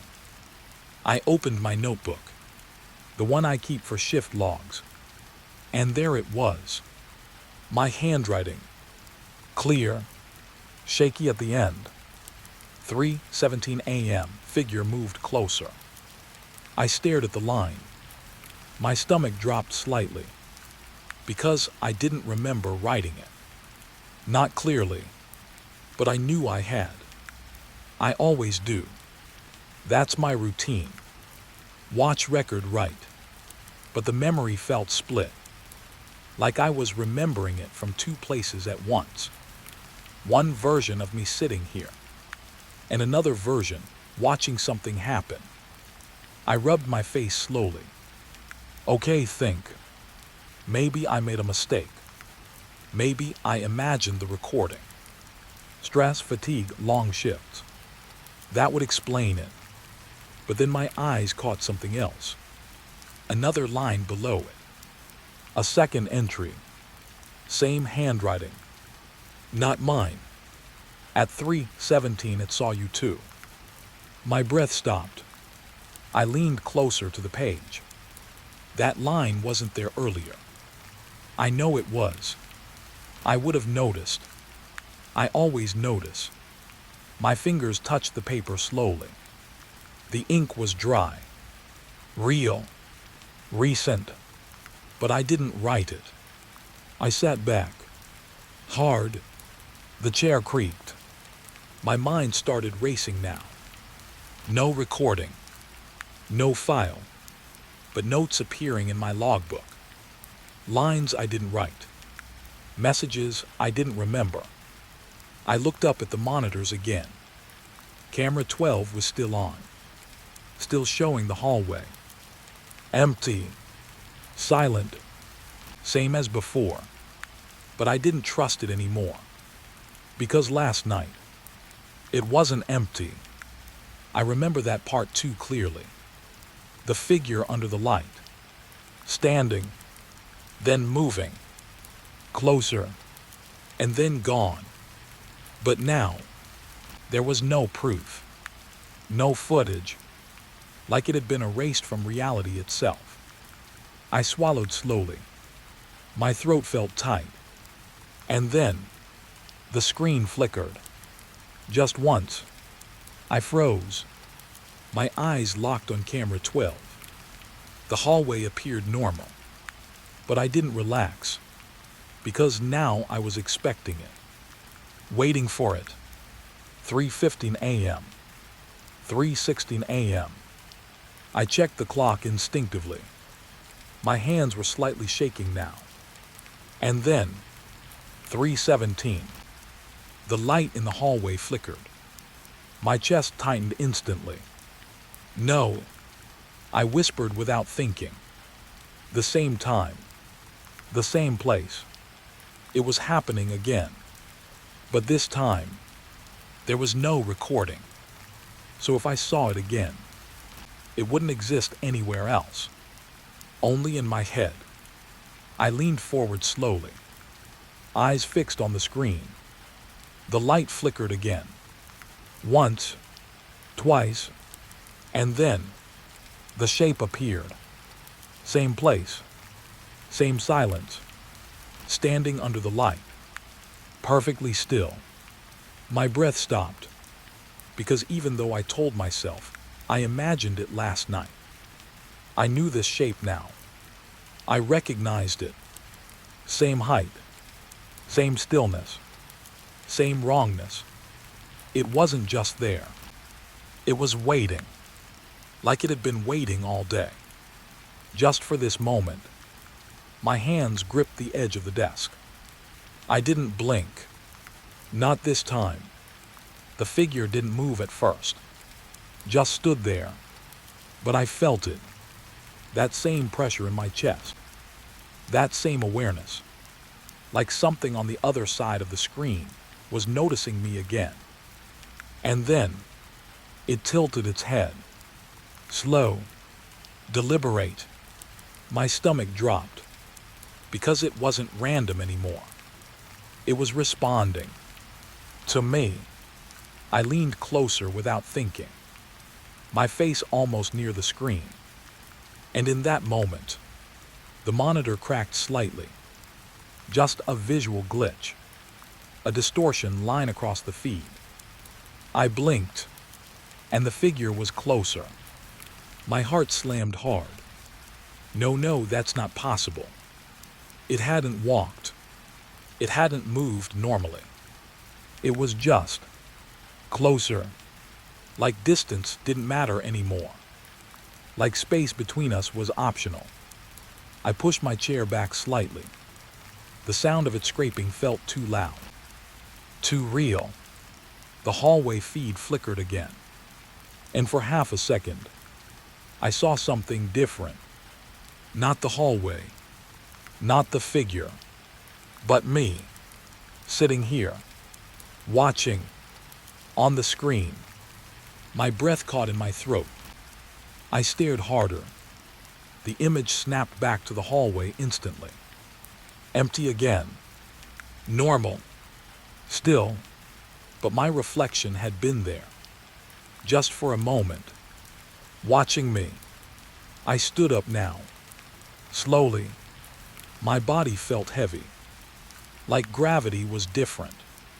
I stepped closer to the monitor, trying to understand what I saw. Okay, think. I whispered, but my voice didn't sound steady. Behind me, the room was silent. Too silent. Even the hum of the system felt softer now. Like it was being muted. Like something was closing in. I turned slightly. Nothing there. Just the empty booth. But I felt it again. That presence. Not behind me exactly. Not in front of me. Just around me. I turned back to the screen quickly. And the figure was gone. My stomach dropped. I checked the timestamp. 3:17:43. Still inside the window. Still active. But no figure. Just the empty hallway again. Like nothing had happened. I exhaled slowly. But it didn't feel like relief. It felt like waiting. Because now I knew. It doesn't stay visible the whole time. It appears, moves, and disappears. But something remains. Something I can't see. I sat back down slowly. My hands still cold. And that's when I noticed it. The keyboard. A new message on the screen. Not from the system. Not from logs. Just text. Black font on a white background. Simple. Clean. Too clean. It said, "You stopped blinking." My breath caught instantly. I leaned closer. The message didn't change. Didn't flicker. Didn't disappear. Just stayed there. Like it belonged. My mind went blank for a second. Because I hadn't typed anything. I hadn't opened any chat. There was no input. No program running. And yet, it was talking to me. I slowly looked at camera 12 again. The hallway was empty. But I couldn't shake the feeling anymore. It wasn't just appearing at 3:17. It wasn't just moving closer. It was learning. And now, it knew I was watching it. And worse, it knew I wouldn't look away. The message stayed on my screen longer than it should have. You stopped blinking. I didn't touch the keyboard. I didn't open anything. But it was still there. Waiting. Like it knew I was reading it. My throat felt dry as I stared at camera 12 again. The hallway looked normal. Empty. Silent. But I couldn't trust empty anymore. Not after everything. Not after the figure. Not after the messages. I leaned closer to the monitor. Slow. Careful. Like the screen might react if I moved too fast. 3:16 a.m. Almost time. My heart already started tightening before anything even happened. And then, 3:17. The light flickered. Once, then again. I didn't even blink. I just watched, waiting for it. And it appeared. Same place. Same hallway. Same impossible stillness. But something felt different this time. I noticed it immediately. The way it was standing. Not just facing forward. Not just under the light. It was angled slightly upward. Like it wasn't looking at the hallway anymore. Like it was looking above it. Toward something else. My screen. Toward me. A cold pressure ran through my chest. No, I whispered. My fingers tightened on the desk. because now I understood something I didn't want to understand. It wasn't just appearing in the hallway. It knew where it was being seen from. I leaned back slightly, trying to steady my breathing, but the figure didn't move.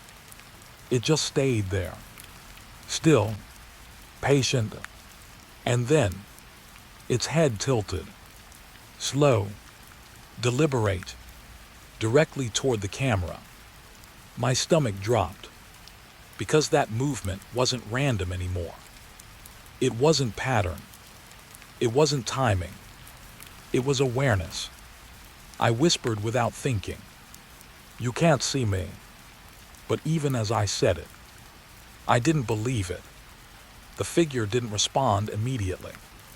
It just stood there, looking, not at the hallway, at me. And then, very slowly, it stepped forward. One step, then stopped. My breath caught in my throat, because this wasn't like before. Before it moved, but stayed within the hallway. Now it felt like it was testing something, like it was checking how far it could go. I leaned closer again, against my better judgment. My eyes locked on it. And then, the screen flickered. A thin distortion line cut across the image. For half a second, just half a second, the figure was no longer in the hallway. It was closer, not physically in the room, but closer in the image. Too close. My body went cold. I pushed my chair back slightly. What is this? The hallway feed stabilized again, but the figure didn't return to its old position. It stayed closer than before. And now, it was completely facing the camera. No angle, no hesitation, just straight, like it was staring through glass, through metal, through everything between us. My breathing got heavier. I tried to tell myself it's impossible. It's just pixels, just camera noise, just stress. But none of that explained the feeling in my chest. That feeling that something was looking back at me. And not just looking, recognizing. The figure raised its head slightly. And then, it did something it had never done before. It raised its arm. Slowly, not toward the hallway, not toward anything physical, toward the camera. My stomach dropped instantly. No, no, no, no. I stood up without realizing. My chair scraped loudly behind me, but I didn't move away from the screen. I couldn't, because the arm didn't stop. It kept rising, until it was pointing directly at the lens, directly at me. And then, it stopped, completely still. My hands started shaking, because now there was no doubt left. This wasn't coincidence. This wasn't pattern. This was intention. Something inside the feed was acknowledging the existence of the camera itself. And me. I whispered again, "Okay, this is not real." But my voice sounded weak, even to me. The figure didn't move, but the hallway around it changed slightly. The light flickered again, faster now, less stable, like the system itself was struggling to keep the image consistent. And then, the figure took another step forward. But this time, it didn't stay in the hallway. The frame broke, not physically, not visibly, but in the way the image rendered. For a split second, the hallway stretched, like the camera was pulling the space toward itself. And the figure moved with it, closer, too close. I stepped back instantly. My heart was pounding now. Hard, vast. This is impossible. I repeated it like it meant something, but nothing answered me. The screen flickered again, and suddenly, the figure was gone. Just gone. The hallway was empty. Completely empty. No movement. No light flicker. Nothing. I froze, waiting for it to come back. But it didn't. 3:17:41. Still inside the window. But no figure. I leaned forward slowly, eyes scanning every part of the hallway. Nothing. Just silence. My breathing slowed slightly. Okay. Maybe it stopped. Maybe it ended early. Maybe. My thought broke instantly when I saw it. Not in the hallway. Not under the light. But on my screen itself. A reflection. On the glass of the monitor. Behind me. I froze completely. Didn't move. Didn't breathe. Because I could see it. Not clearly. Not fully. But enough. The figure. Standing behind me. Inside the room. I didn't turn. I couldn't. My entire body locked. My mind refused to process it. Because that wasn't part of the hallway anymore. That was camera 12. That wasn't a feed. That was here. Right behind me. I swallowed hard. Slowly. Carefully. My voice barely came out. You're not here. Silence. No answer. But I felt it. That same pressure. That same awareness. Closer now. Then, the monitor flickered again, and the reflection disappeared. I turned instantly. Nothing. The room was empty. Just me. Just the hum of the system. Just the chair. I stood there frozen, scanning every corner. Nothing moved. Nothing changed. But my chest still felt tight. Because I didn't imagine the reflection. I know I didn't. I sat back down slowly, hands shaking, and looked at camera 12 again. The hallway was empty. But now, it didn't feel like it was showing me the hallway anymore. It felt like it was showing me what it wanted me to see. And the thought that followed me after that was worse than anything else. If it can see the camera, and it can see me, then maybe it doesn't need the hallway anymore. Because the last thing I noticed before the screen went dark for a second was this. The camera feed wasn't pointing at the hallway anymore. It was pointing at me. It was past midnight when he walked in. No sound from the door. No warning. Just suddenly there. Standing at the front desk like he had always been part of the lobby. I looked up from the register and felt something immediately off.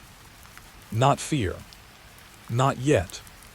Just that strange pause your brain does when something doesn't match reality. He wasn't rushing. Wasn't tired like normal late guests. No phone in hand. No luggage rolling behind him. Just a man in a dark coat, standing perfectly still under the dim lobby light. The hotel was quiet. Too quiet.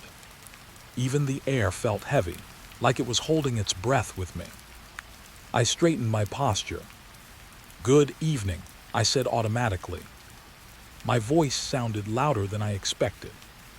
He didn't respond right away. Just looked at the floor. Not at me. Not at the room behind me.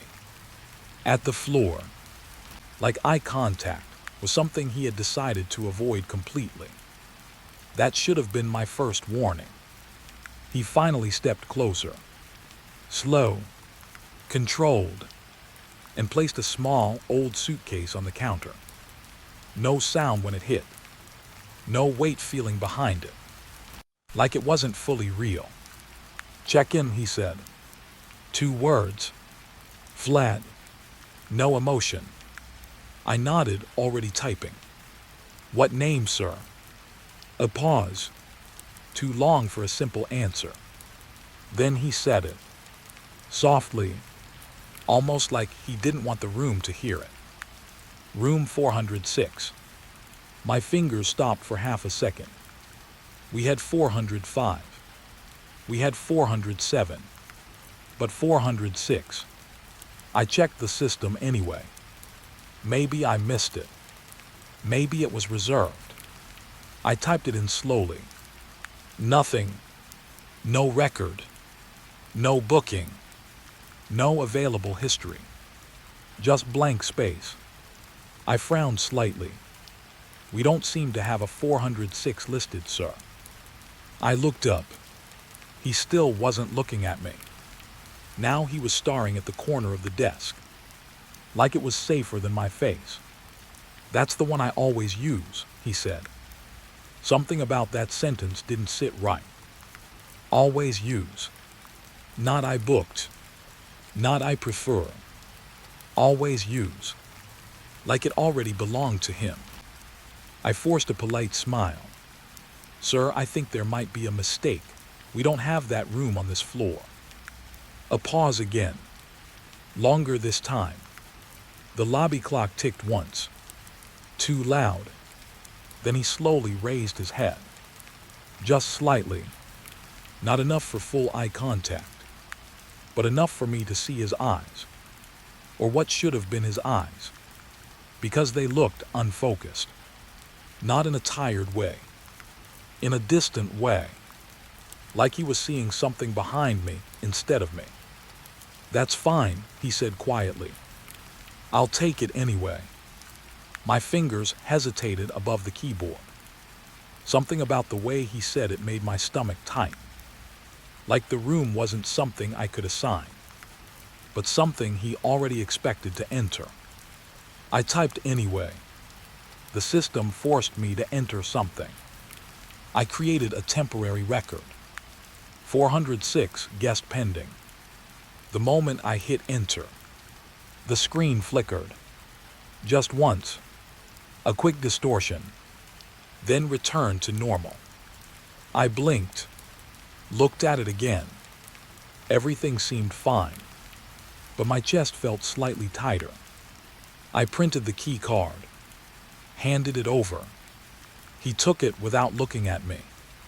No thank you. No nod. Nothing. Just fingers closing around it like it wasn't a service. Like it was expected. I cleared my throat slightly. Elevator is to your right. He paused. For the first time, he looked in my direction. Not at me exactly. Just toward me. And said one thing. Very quietly. Don't come upstairs after 3. My body froze for a second. I blinked. Sir. But he had already turned away. Walking slowly toward the elevator. No luggage sound. No footsteps that felt real.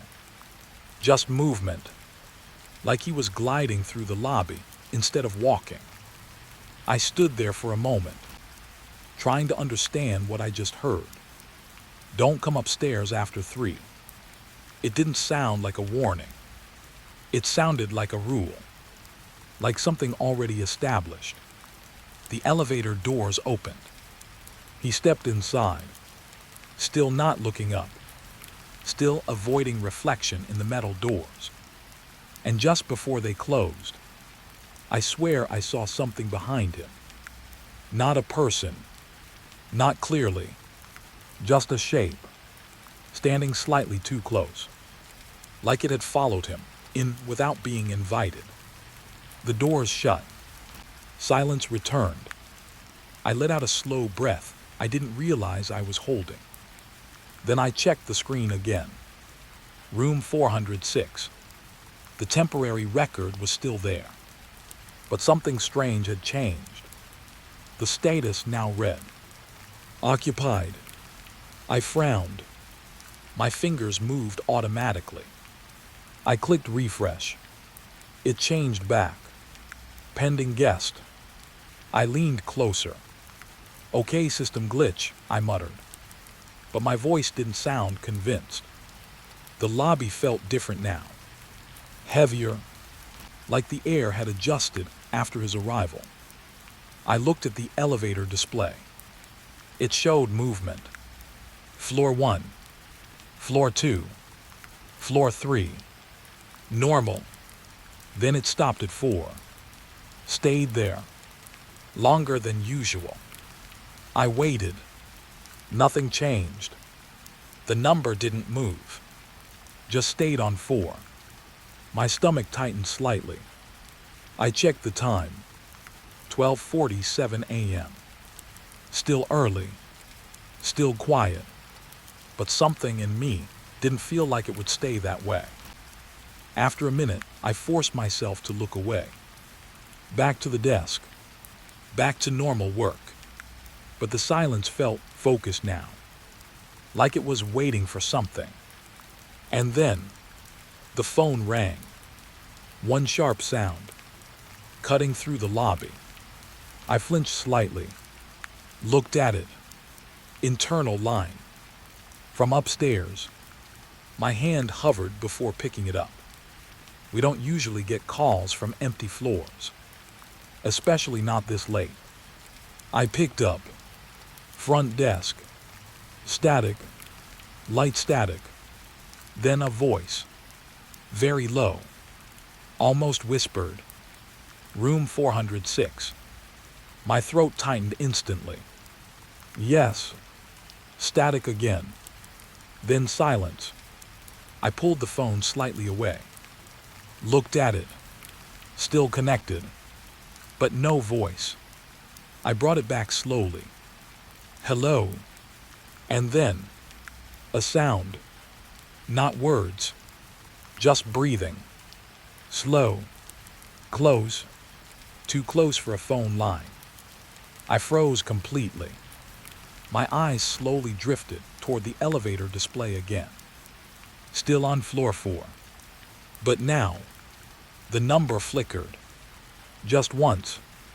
Like something inside the system had shifted. And for the first time that night, I stopped feeling like I was alone in the building. Because whatever checked into room 406 had already started calling the rest of it home. The first call came at 2:03 a.m. I remember the exact time because I was staring at the clock when it rang. Not doing anything. Just waiting.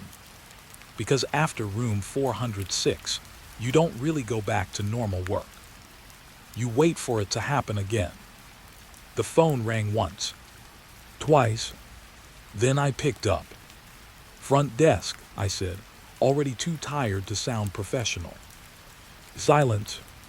Then, a voice. Low. Flat. More towels. I blinked. More towels, sir. Yes.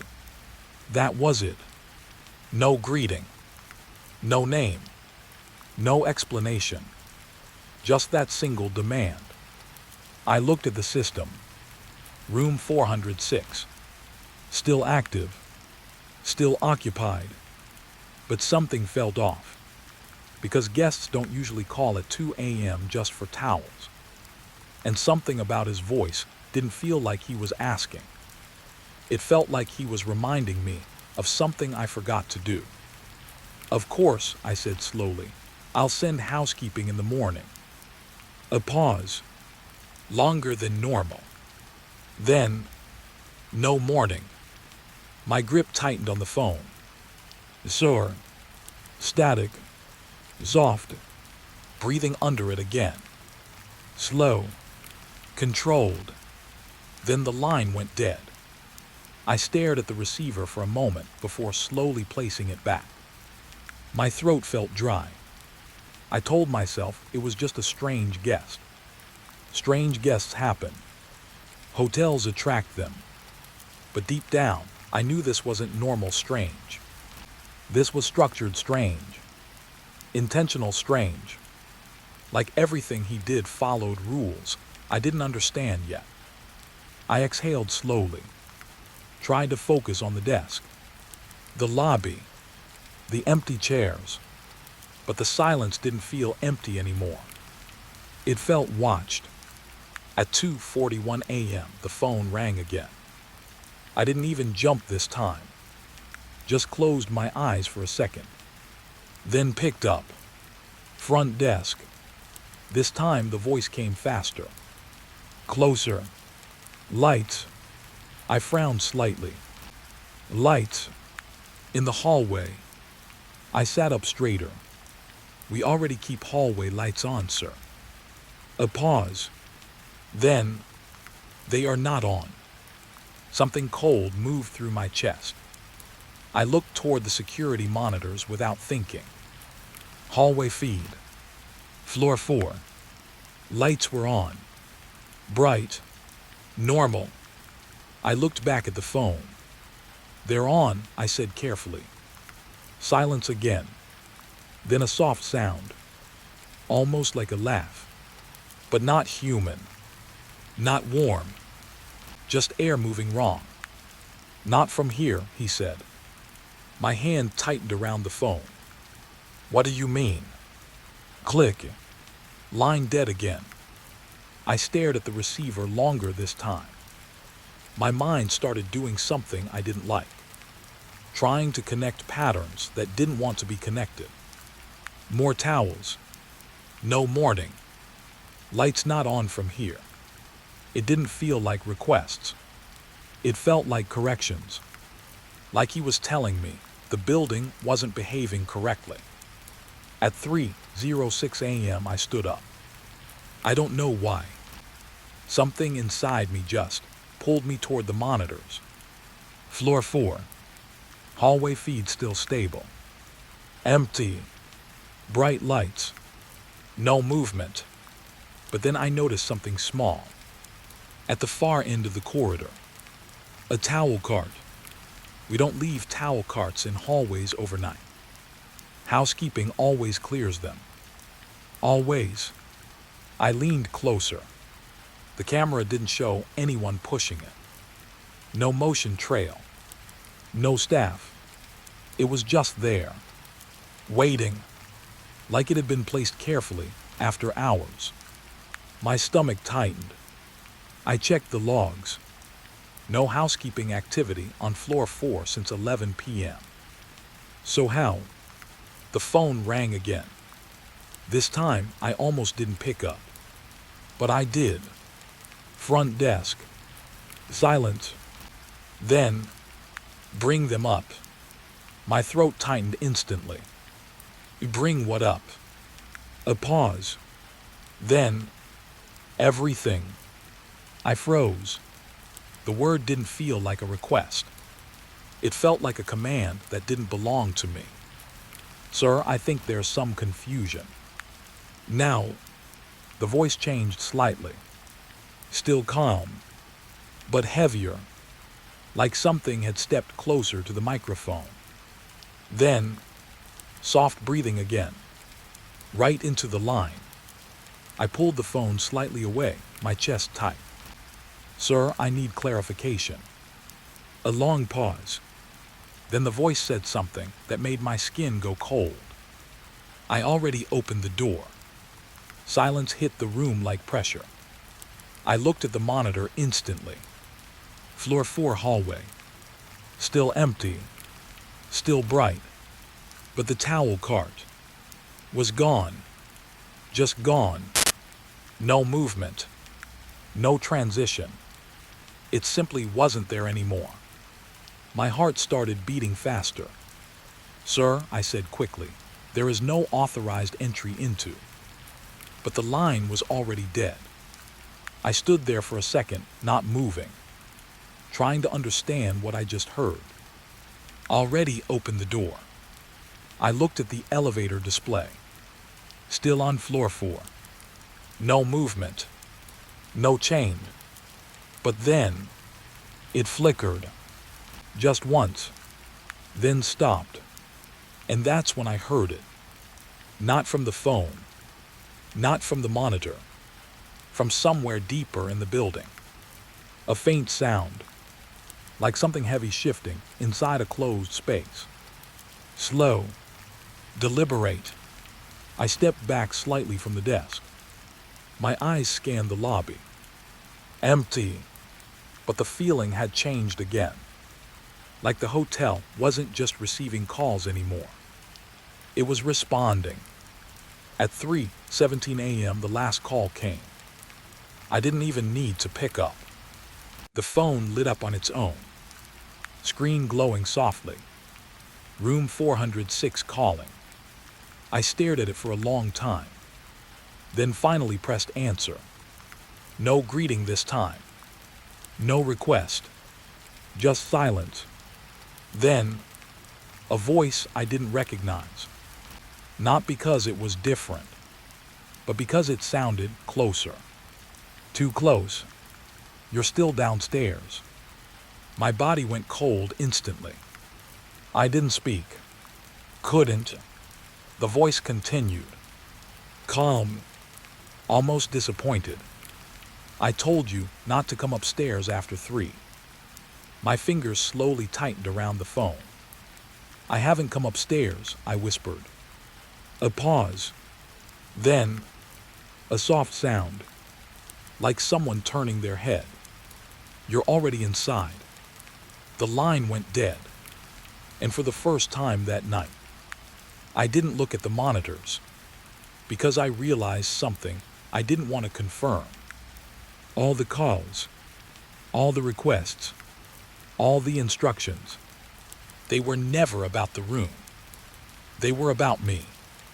And somewhere in the hotel above, something was arranging the space to make sure I understood that too late. The door was already open when housekeeping arrived. That was the first strange thing. No card swipe. No knock. Just a slow, quiet push inward like the room had been waiting for them. I stood behind them in the hallway, watching through the small gap. Room 406. My stomach tightened the moment I saw it. Something about the air outside that door felt wrong. Not cold. Not hot. Just different.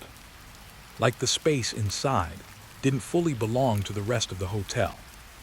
The housekeeping supervisor frowned. We didn't get a checkout request, she said quietly. No one answered, because there was no record of one. Not in the system. Not in the logs. Nothing. But the door was open anyway. That was enough for them to step in. I shouldn't have followed, but I did. Slowly, quietly, like my body moved before my thoughts could stop it. The room was dim, curtains half closed, a thin line of daylight fighting through dust-covered glass. Everything looked normal at first. Too normal. The bed was made. Neatly. Almost perfectly. But that's not what made me stop breathing. It was the feeling. Like someone had just left. Not long ago. Not hours. Minutes. The housekeeper walked in first. Paused. Then frowned. Did we already clean this? No, someone replied behind me. We never entered after check-in. That silence hit harder than anything else. Because the bed looked used. Not messy. Not disturbed. But warm. You know that feeling when something has just been touched. When the air above it still remembers pressure. That's what it felt like. The housekeeper reached out slowly. Pressed her hand on the blanket. She pulled it back instantly. It's warm. Her voice cracked slightly on the last word. I stepped closer without realizing. My eyes locked on the pillow. There was a shape. Not deep. Not dramatic. But unmistakable. A head had been there. Recently. I swallowed hard. That's not possible, I whispered. The supervisor pulled out her phone. Started checking logs again. Vast, anxious, but nothing changed. No checkout request, she said again. No cleaning request, no movement, nothing. Her voice got quieter. He should still be in here. The room didn't answer her, but it didn't feel empty either. I don't know how to explain that. It felt like something was choosing not to be seen. The curtains moved slightly. Just once, like a breath behind them. Everyone saw it. No one spoke. The housekeeper stepped back slowly. "I'm not cleaning this," she said. That's when I noticed something else. The suitcase, still placed neatly beside the table. Same old worn leather. Same scratches. But now, it was open. I hadn't seen it open before. I was sure of it. Inside was nothing obvious. Just folded fabric. Dark, too dark, almost like it absorbed the light instead of reflecting it. The supervisor walked closer, carefully, like she didn't want to wake something. She leaned in, then stopped. Her face changed instantly. "There's no label," she said. "What?" "There's no hotel tag, no ownership, no entry record, nothing." She looked up at me, and for the first time, she looked nervous. Not confused, not professional, nervous, like she was starting to believe something she didn't want to believe. I stepped closer to the suitcase, against my better judgment, and I saw it too. The inside didn't feel like luggage. It felt like depth, like space that shouldn't exist inside something that small. My mind tried to reject it, but my eyes didn't. Then, a sound, soft, from the bathroom. Everyone froze instantly. No one had gone in there. The door was slightly open, just a crack, not enough to see inside, but enough to hear something shift. The housekeeper whispered, "Did someone go in?" No answer, because no one had moved. The supervisor slowly reached for the bathroom door, her hand shaking slightly. She pushed it open. It creaked, too loud. Inside, nothing. Empty tiles, empty mirror, empty sink. But the mirror wasn't right. I noticed it first. The reflection was slightly delayed. Not by much, just a fraction, like the room needed time to catch up with reality. The supervisor stepped in. I followed. The air inside the bathroom felt tighter, thicker, like the space was smaller than it should be. She leaned toward the sink, turned on the tap. Nothing came out. She frowned, then turned it again. Still nothing. Then, drip, from somewhere above. We all looked up. The ceiling vent. Another drip. Then another. Slow. Measured. Not leaking. Timing. The supervisor backed away slightly. "This is maintenance issue," she said quickly, like saying it would make it true. But her voice didn't sound convinced. I looked back at the mirror, and that's when I saw it. For a split second, there was a shape behind us, standing in the doorway. I turned instantly. Nothing. Empty room. But the mirror still showed it. My heart dropped. I blinked hard. Looked again. Still there. Not fully formed. Not clear. Just a silhouette. Standing exactly where the exit was. The supervisor turned around. Saw nothing. She looked back at me. "What is it?" I couldn't answer, because if I spoke, I would confirm it. But the mirror didn't wait. The silhouette took a step forward. And the moment it did, the bathroom light flickered. Once, then stabilized, and the shape was gone. The mirror was empty again.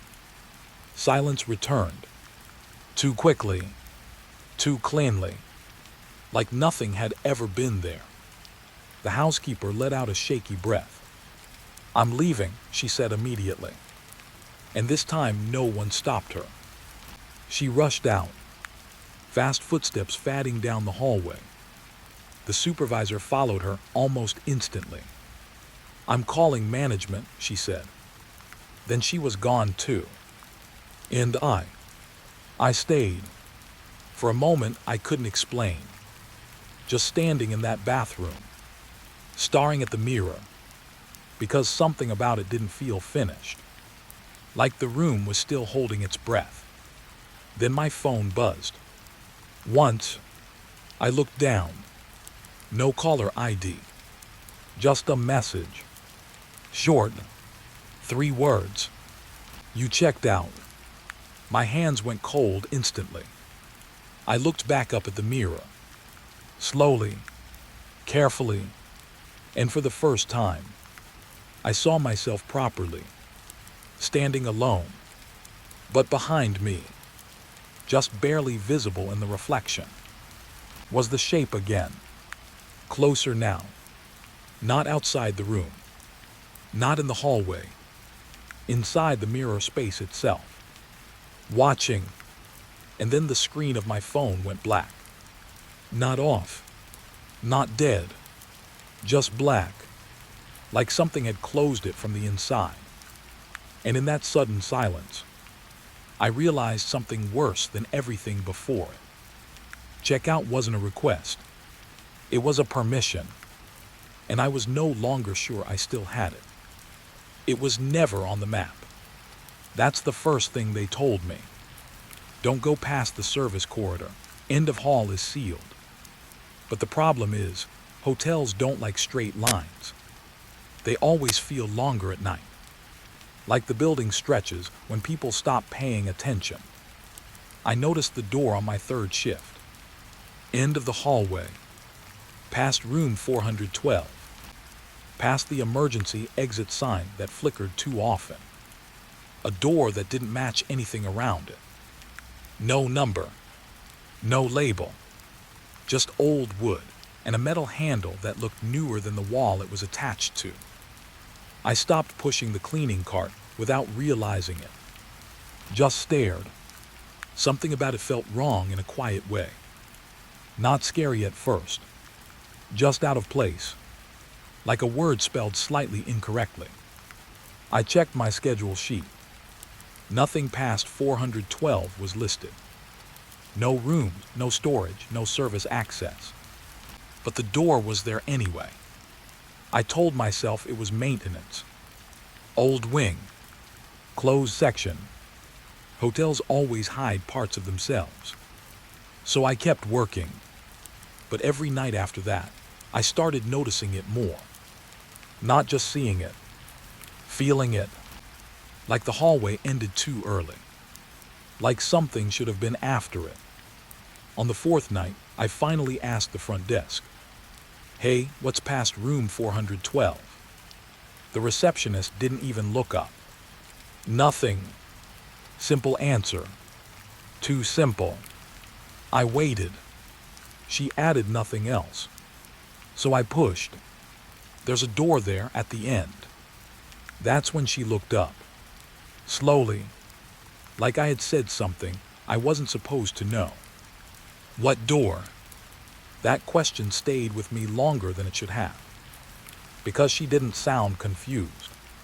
She sounded careful. Like she already knew the answer, but didn't want to say it out loud. I forced a small laugh. "Never mind, probably storage or something." She nodded once and went back to her screen. But her fingers stopped moving for a second too long. That was the first time I felt it clearly. Something about that door wasn't just hidden. It was ignored. Like everyone agreed not to talk about it. And that's worse than being locked. That night, I finished my shift early, or tried to, but my legs didn't follow my usual route. They took me down the hallway again. Slow, unplanned, like I was walking behind my own decision instead of making it. The corridor was quieter than usual. Even the lights felt dimmer near the end. I pushed the cart forward, wheel squeak echoing too loudly. Room after room passed behind me. Service closet. Then nothing. Just the door. Standing there like it had always been waiting for me specifically. I stopped in front of it. Closer this time.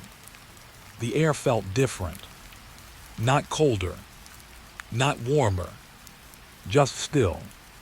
Like the building had stopped breathing in this section. I reached out slowly. Not thinking. Just reacting. My fingers hovered near the handle. And for a second, I swear I heard something inside. Not a knock. Not movement. Just pressure. Like someone on the other side was aware I was there. I pulled my hand back immediately. My heart jumped harder than it should have. Nope, I muttered to myself. I stepped away. 2 steps. Then stopped again. Because something changed. The silence wasn't the same anymore. Now it felt attentive. Like the hallway was listening to whether I would leave or not. I turned the cart around quickly and walked away. Too fast. Almost running. But halfway back down the hall, I made a mistake. I looked back. The door was still there. But something about it felt closer. I blinked. It hadn't moved. Logically. But my mind insisted it had. That was the first time I questioned my own perception. The next day, I asked maintenance again. This time directly. No small talk. What's behind the door at the end of 4th floor? The maintenance guy froze for half a second. Just a flicker. Then he laughed. A short, forced laugh. Nothing's there. Same answer. Different tone. He wiped his hands on his uniform like he wanted to end the conversation physically. I didn't push further, but I noticed something. His eyes didn't move toward the hallway when I mentioned it. They moved away from it. Like even looking in that direction was uncomfortable. That night, I didn't plan to go near it again. But around 2:50 a.m., something strange happened. The hallway lights flickered. Just once. Then stabilized. But when they did, the far end looked darker than before. Not less lit. Just deeper. Like the space beyond room 412 had gained weight. And I swear I heard a faint sound. A soft metallic click. From behind the door. I stopped what I was doing immediately. Listened. Nothing for a few seconds. Then again. Click. Not random. Not mechanical failure. Timed. Like someone inside was checking something. I felt my chest tighten. Because now it wasn't just a door. It was active. I told myself not to look. Not to go. But my body didn't listen. It walked again. Slow. Careful. Like I was approaching something that already knew I was coming. When I reached it, the hallway felt narrower. Like the walls had leaned in slightly. I stood in front of the door again. And this time, the handle was slightly turned. Not open. Not closed. Just changed. My breath caught. I didn't touch it. I swear I didn't. But I felt something from the other side. Not sound. Not movement. Attention. Like whatever was inside had stopped what it was doing. Because it realized I was here. I stepped back immediately. Fast this time. Almost tripping over the cart behind me. And as I turned away, I heard it, clear, from behind the door. A voice, not loud, not aggressive, just calm, like it had been speaking this whole time, and I was only now close enough to understand. Don't stop here. I froze mid-step. My entire body locked. The hallway suddenly felt too long behind me, too empty ahead of me. I didn't turn back. I couldn't. I just walked away.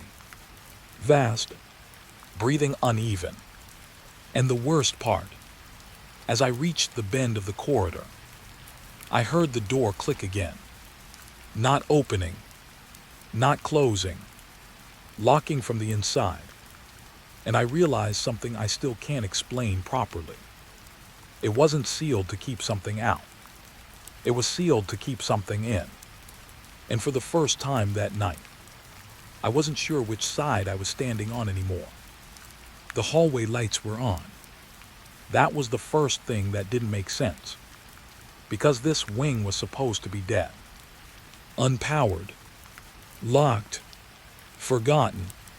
But here I was, standing under a buzzing fluorescent light that definitely shouldn't have been working. And the deeper I walked, the worse it got. Room after room. All sealed. All marked restricted. But none of them looked abandoned. I stopped in front of the first door. Room 512. The metal plate was slightly scratched, like someone had tried to remove it and gave up halfway. The handle was warm. Not room temperature warm. Warm like it had been held recently. I pulled my hand back immediately. My heart gave a small, uncomfortable jump. No way, I whispered. I stepped back, scanning the corridor. Empty. Silent. But not dead silent. That was the problem. It felt recently used. Like people had just left but didn't finish leaving. I moved forward again, slower this time. Room 513. Same thing. The doorknob here had a faint fingerprint smudge. Still fresh enough to catch light differently. I leaned closer without touching it. My reflection in the metal looked slightly delayed. Just a fraction. But enough to notice. Enough to feel wrong. Then I heard it. A soft sound from inside. Not a voice. Not a knock. A chair shifting. My breath stopped instantly. I stepped back so fast, I almost hit the wall behind me. There's no one here, I told myself. But my voice didn't sound convinced. I forced myself to keep moving. Because standing still felt worse. Each room I passed made the same mistake. Signs of life. Too fresh. Too recent. But no people. Room 514 had a faint smell of soap. Room 515 had a half-drained glass of water visible through the curtains. And room 516, that one made me stop completely. The door was slightly open. Just a crack. Not enough to see everything, but enough to see movement inside. I froze. My whole body locked. Because something inside the room moved again. Slow. Like someone adjusting their position. I swallowed hard. Hello, I said quietly. No answer. Just silence tightening around the edges. I pushed the door gently. It opened with a soft creak. Inside. Empty. But not truly empty. The bed was unmade. Freshly. Like someone had just gotten up. The blanket still held a shallow impression in the middle. My stomach tightened. No, no, no, I muttered. I stepped inside carefully. The floor creaked under my weight. Too loud. Everything felt too sensitive in here. Like the room was listening. I looked at the bathroom door. Closed. Slowly I walked toward it. My hand hovered over the handle. And then, a drip sound from inside. I froze. One drop, then another. Slow, measured. I exhaled shakily and pushed the door open. The bathroom was empty, but the sink was running. Just slightly. A thin stream of water flowing like someone had forgotten to turn it off. I reached for the tap, closed it. Silence returned instantly. But the silence felt worse now, because silence after movement always does. I turned back toward the main room. That's when I noticed the chair. It was no longer empty. Not exactly. It was slightly angled, facing the bed, like someone had been sitting there watching it. My throat went dry. I hadn't touched that chair. I hadn't heard anyone enter. So why did it look used? I backed out of the room slowly. My pulse was loud in my ears now. Room 517. Each one worse than the last. Some had warm beds. Some had lights left on inside. Some had doors locked from the inside. That last one made my skin go cold. Locked from the inside. In an abandoned wing. That shouldn't have been possible. I stood in front of room 520. The final door before the corridor turned.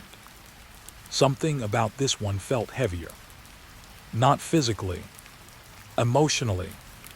Like the air itself didn't want me here. The door handle was slightly damp.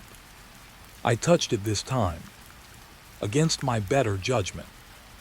Warm, slightly sticky, like someone had just let go of it seconds ago. My breath hitched. I didn't want to open it, but my hand moved anyway. Slow, careful. The door creaked open. Inside, light, warm light. Not flickering, not broken, working. The room looked occupied, properly. A made bed, a folded towel, a suitcase near the corner. My mind refused to process it for a second, because this wasn't recently used. This was currently used, like someone had just stepped out and might come back any second. I whispered hello. Silence, but not empty silence. It felt like someone had heard me, just didn't answer. I stepped inside. My shoes made soft contact with the carpet. Too soft, too clean. No dust, no neglect. This room had been maintained. Recently, I checked the bathroom first. Same thing. Clean sink. Dry mirror, fresh towel, everything normal. Too normal. I turned back toward the main room. That's when I saw it. The suitcase. It had a tag. Small, white, written in handwriting. My name froze in my throat when I saw it. Not my actual name, but something close. Close enough to feel intentional. Like someone had almost gotten it right. I didn't touch it. I just stared. My mind started building a story I didn't want. Someone knows I'm here. Someone prepared this. The lights flickered once. I turned instantly. Nothing changed, but the feeling did. The room didn't feel static anymore. It felt aware. I backed toward the door. Slowly, carefully. Then, a sound behind me. Soft, like fabric shifting on the bed. I turned instantly. The bed was empty, but the blanket had moved slightly. New impression. Fresh, like someone had just sat down. My breathing got shallow. No, I whispered again. The air felt tighter now. I didn't walk. I moved backward. Eyes locked on the bed, waiting for it to move again. But it didn't. Instead, the suitcase clicked. I froze completely. The lock on it had turned. Not opened. Not fully.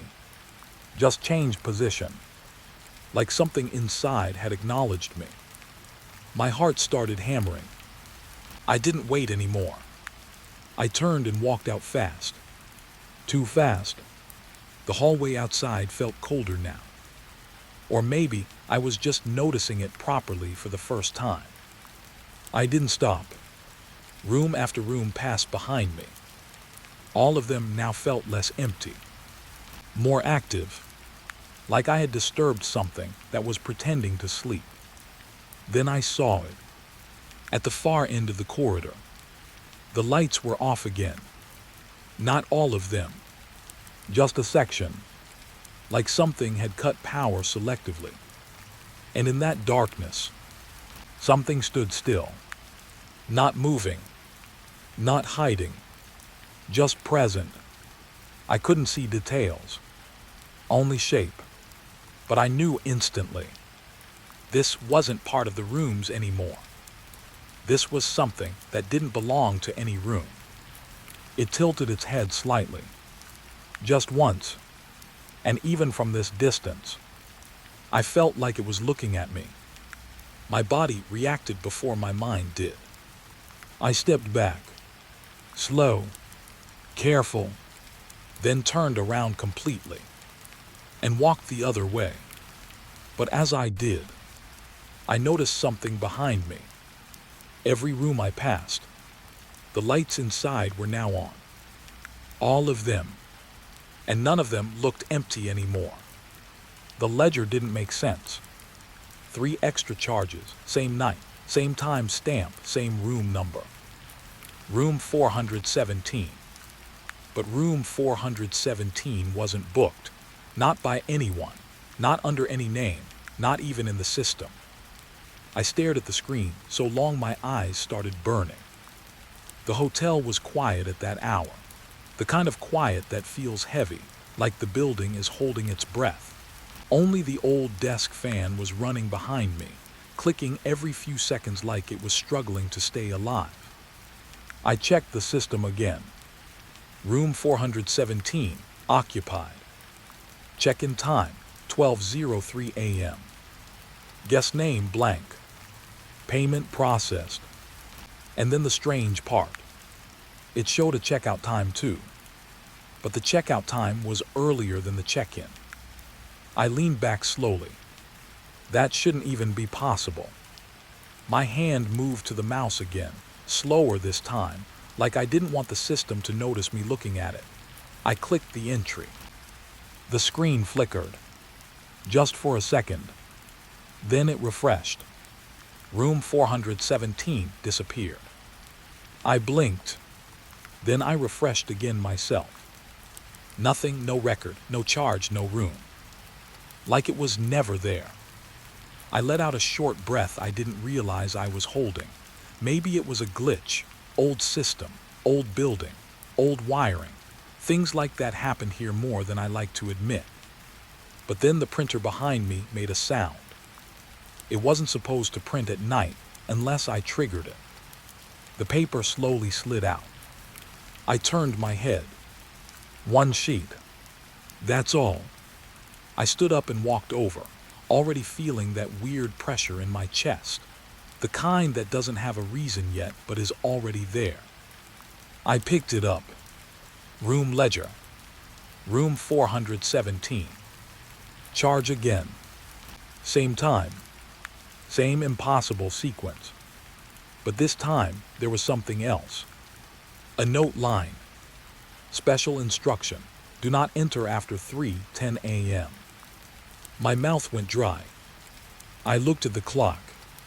3:07 a.m. The hotel suddenly felt different. Not louder, not darker. Just aware. Like the walls had started paying attention.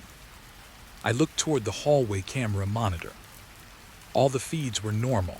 Empty corridors, dim lights, locked doors. Except one. Camera 6. The feed was frozen.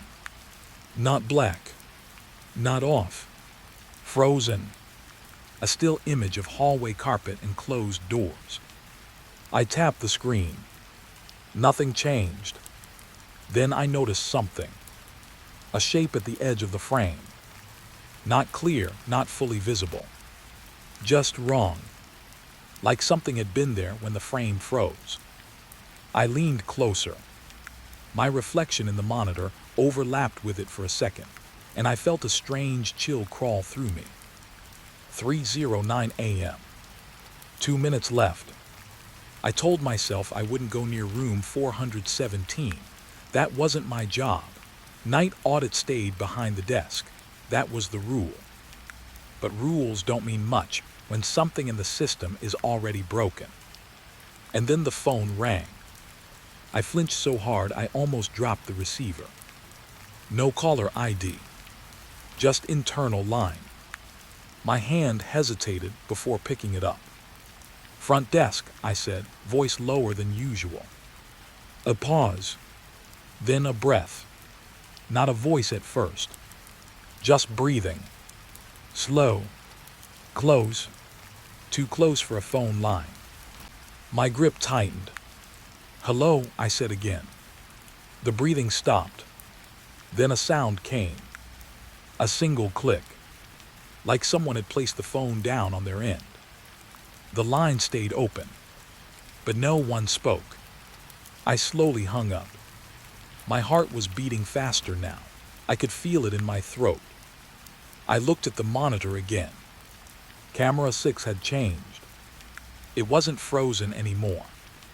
It was moving, but not in a normal way.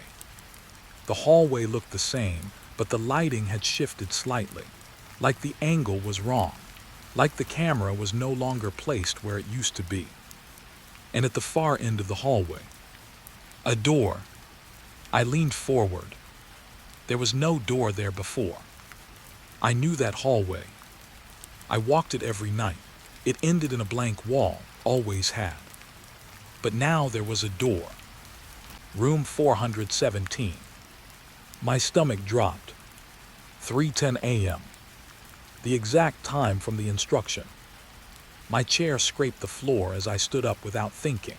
My body moved before my mind agreed. I didn't even grab a flashlight. I just walked. The hallway outside the office felt longer than usual. That was the first thing I noticed. Not darker, not colder. Longer. The carpet stretched further than it should have. My footsteps sounded delayed, like they were following me instead of the other way around. Every few steps I checked the walls. Room numbers passed normally. 410, 411, 412. But when I reached 416, I stopped. Because 417 was already there. Right in front of me. Like it had been waiting the whole time. The door was slightly open. Just a crack. A thin line of darkness inside. No light. No sound. I stood there for a moment trying to convince myself this was just stress. Night shifts do that sometimes. Make your mind bend things. But then I heard it. A faint sound from inside. Not movement. Not footsteps. Breathing. Slow. Controlled. Like someone was sleeping, but awake enough to know I was there. I raised my hand slowly. Every instinct told me not to touch it. But the instruction echoed in my head. Do not enter after 3:10 a.m. It was already 3:12. I pushed the door. It opened without resistance. The room inside was normal. Too normal. Bed, chair, table, curtains. Everything perfectly arranged. But unused. No luggage, no signs of a guest. Except the bed. The sheets were slightly dented. Like someone had just gotten up. Warmth hit my face the moment I stepped inside. Not heat. Warmth. Like the room had been occupied seconds ago. I froze. My eyes scanned slowly. Bathroom door slightly open. Mirror fogged up, but no water running. Then I noticed the second thing. The TV. It was on. Volume 0. No picture. Just static. Slow-moving static that pulsed like it was breathing. I took one step closer, and the bathroom mirror fog cleared by itself. I didn't touch it. It just cleared. And in that mirror reflection behind me, nothing, no one, but I could still hear breathing, right behind my ear. I didn't turn. I couldn't, because I realized something worse. The breathing wasn't coming from behind me. It was coming from me, inside the room, inside the system, inside the place where room 417 wasn't supposed to exist. And then the lights flickered once, and the door slowly began to close on its own. I backed away fast, finally turning, but the room was already empty, completely empty. No bed dents, no warmth, no TV, just a blank, untouched hotel room, like no one had ever been there at all, except my hand, still holding the room ledger printout, and on it one new line had appeared. Guest checked in 3:10 a.m. Guest status still inside. The names were the first thing that made me doubt my own memory. I thought I was just tired at first. Night shifts do that. They blur time, mix details, make everything feel slightly wrong. But this wasn't normal tiredness. It was repetition. I was going through old guest logs from the archive system when I noticed the same name again. Daniel Mercer. Checked in. Same date. Different year. I scrolled up. There it was again. Daniel Mercer, same spelling, same ID format. Checked in 5 years ago. Then 10. Then 15. Always the same room number. Room 417. My hand slowed on the mouse. That room number again. I leaned closer to the screen, my eyes scanning faster now, like I could catch the mistake before it settled into my mind. But it wasn't a mistake, because it wasn't just him. Another name appeared. Sarah Klein. Same pattern. Same date cycle. Same room. I opened another file, feeling something tighten in my chest. Another guest. Another repeat. And another. All of them checking in on the same exact date across different years. Like the hotel had decided a single day belonged to them. And only them. I pushed my chair back slightly. The room behind me felt colder now, or maybe I was just noticing it. I checked the date column again. All of them were the same date. April 17th. Every entry. Every year. But today wasn't April 17th. It was April 25th. My throat went dry. I refreshed the page. The screen flickered for half a second. When it came back, the dates had changed. Not all of them. Just some. And they were updating in real time. Like something was rewriting history while I was watching it. I whispered, "What the hell?" The fan behind me clicked louder. Once, twice, then stopped.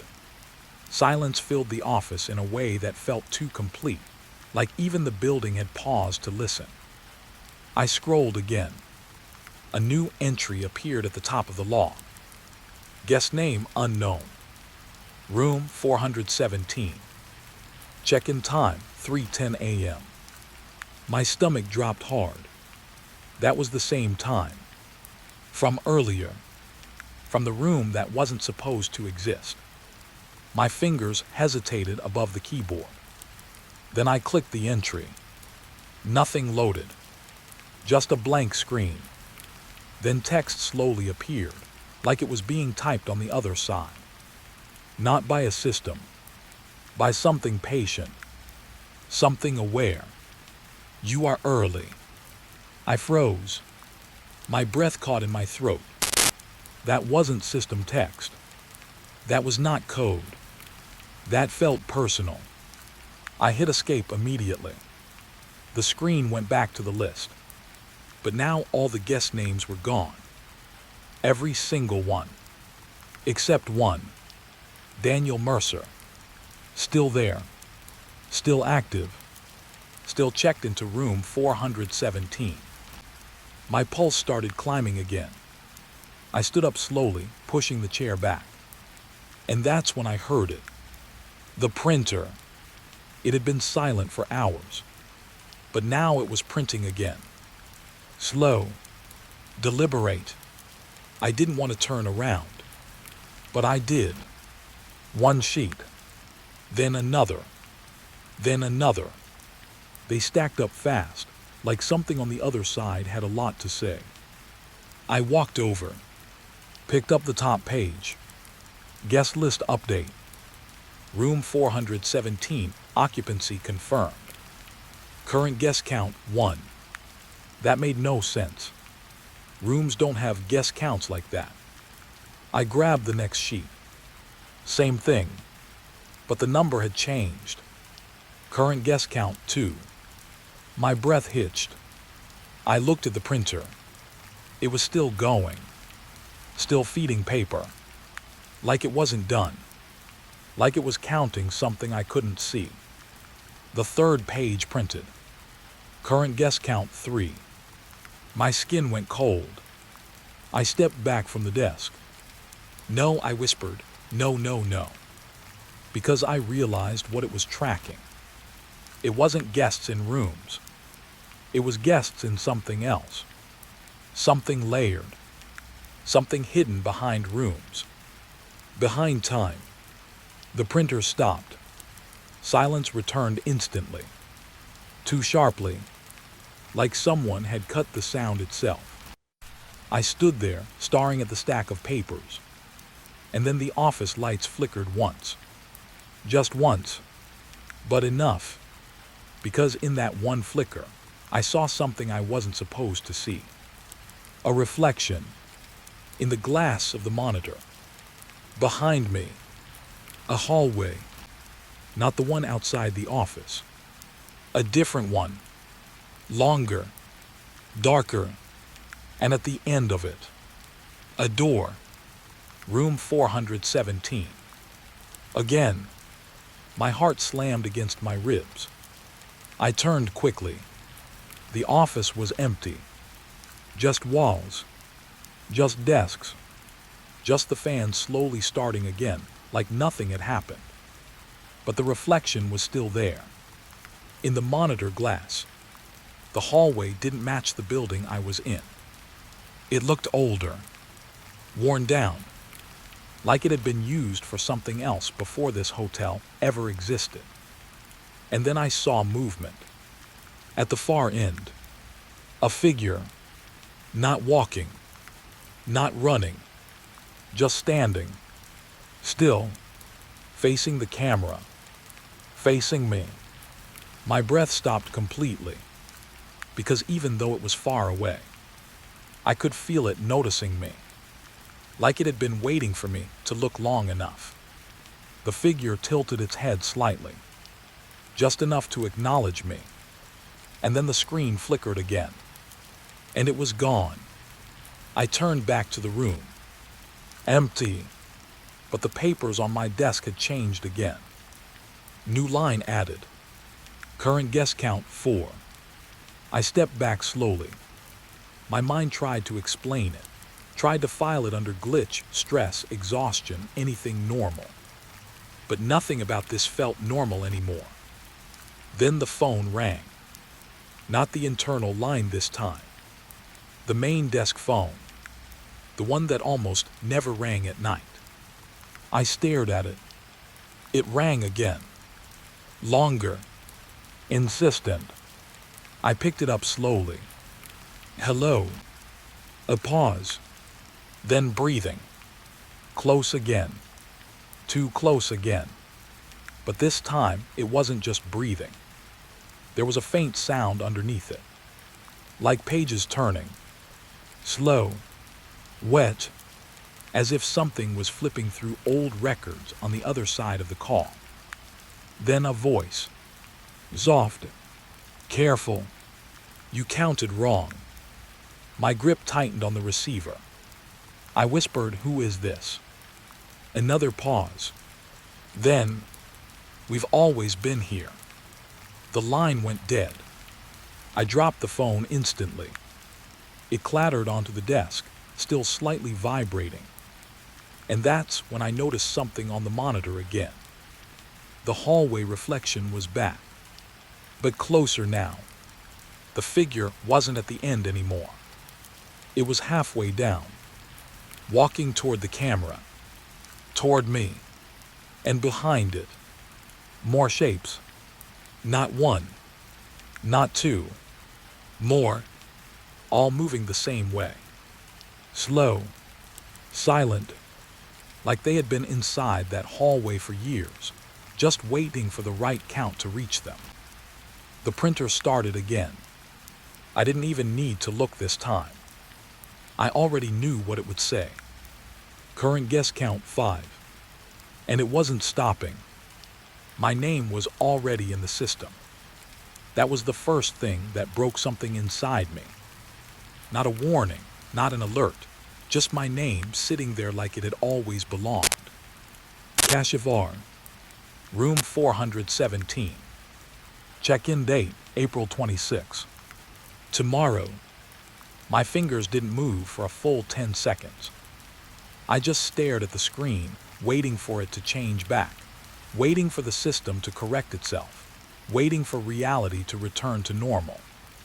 But it didn't. The entry stayed there. Clean, stable, real. Like it had been waiting for me to find it.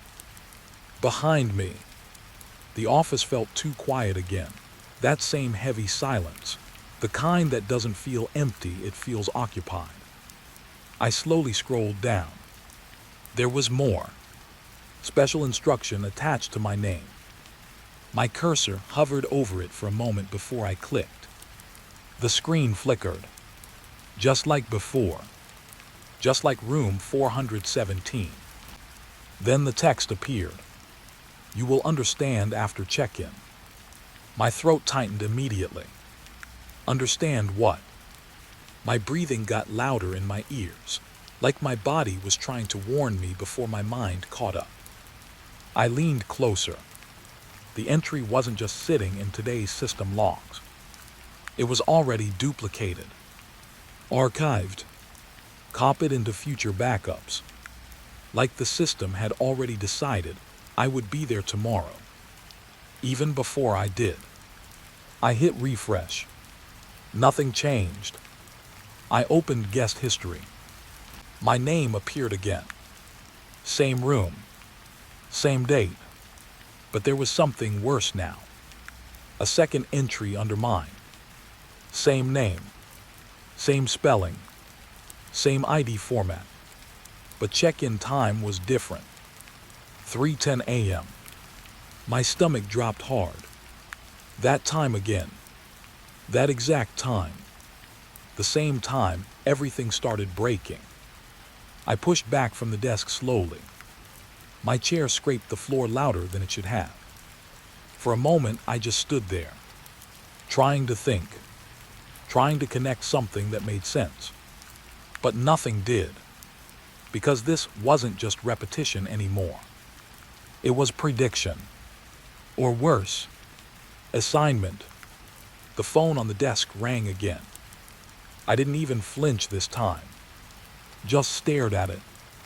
It rang again, and again. I picked it up without speaking.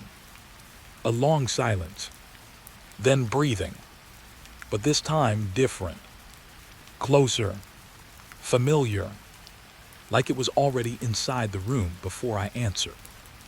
Then a voice, mine, soft, calm, almost tired.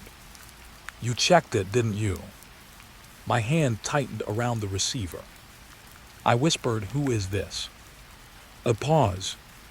Then my own voice again. You always check. The line crackled. My vision narrowed slightly, like my body was trying to disconnect from what it was hearing. I stepped back instinctively. The office light flickered once, then stayed steady again. But something had shifted.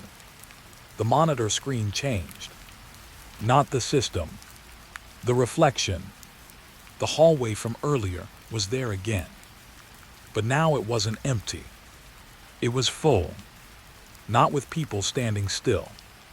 Not even walking. Just closer. Too close. Like the hallway itself had shortened. Like distance didn't matter anymore. And at the end of it, room 417. The door was open wider than before. I could feel my pulse in my fingers now, sharp, fast, unstable. I whispered, "This is not real." But even as I said it, I didn't believe it. Because my name was still there. Waiting. Dated for tomorrow. I grabbed my chair and turned it toward the monitor fully. The hallway reflection moved slightly, like it was reacting to me, adjusting my position. That's when I noticed something new. The figures in the hallway weren't just standing anymore. They were facing me. All of them. Every single one. And they were closer than before. Not walking. Not running. Just reducing distance when I wasn't looking directly. Like the act of observing them kept them still. And looking away let them move. I swallowed hard. My eyes stayed locked on the screen now. I didn't blink. Didn't breathe properly. Just watched. The hallway shifted again. And I realized something that made my skin go cold. The camera angle was changing. Not rotating. Not glitching. Moving forward. Like the feed itself was stepping closer to me. And I was inside it. My chair suddenly felt heavier. The office behind me felt farther away. I didn't turn. I couldn't risk looking away. Because I knew what would happen if I did. The figures in the hallway took another step forward. Just one. But it was enough. Because now I could see details. Not faces. Not features. Just outlines of people shaped wrong. Too still, too smooth. Like they were remembered instead of real. And then one of them tilted its head. Just slightly. As if recognizing me through the screen. My name flickered on the monitor. Just for a second. Like it had been called out silently. Then it was gone again. The system on my desk suddenly refreshed on its own. Without me touching it.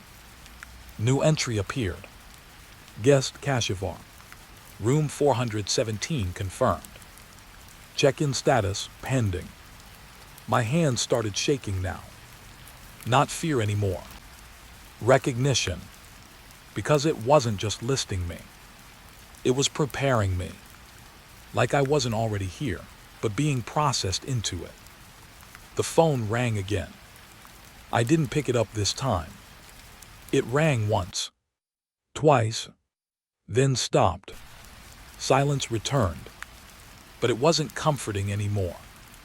It felt staged. Like everything was waiting for me to decide the next step. I looked at the monitor again. The hallway was gone. Now just black static.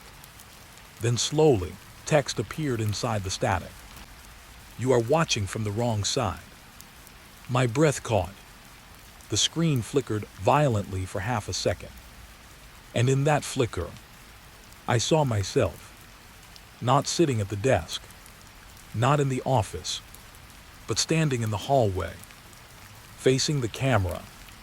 Watching me. I stood up so fast my chair almost fell back. I turned around instantly. The office was still there. Desk fan, papers, lights. But something was wrong with the air. It felt thinner. Like the room had lost depth. like it wasn't built fully anymore. And then I heard footsteps.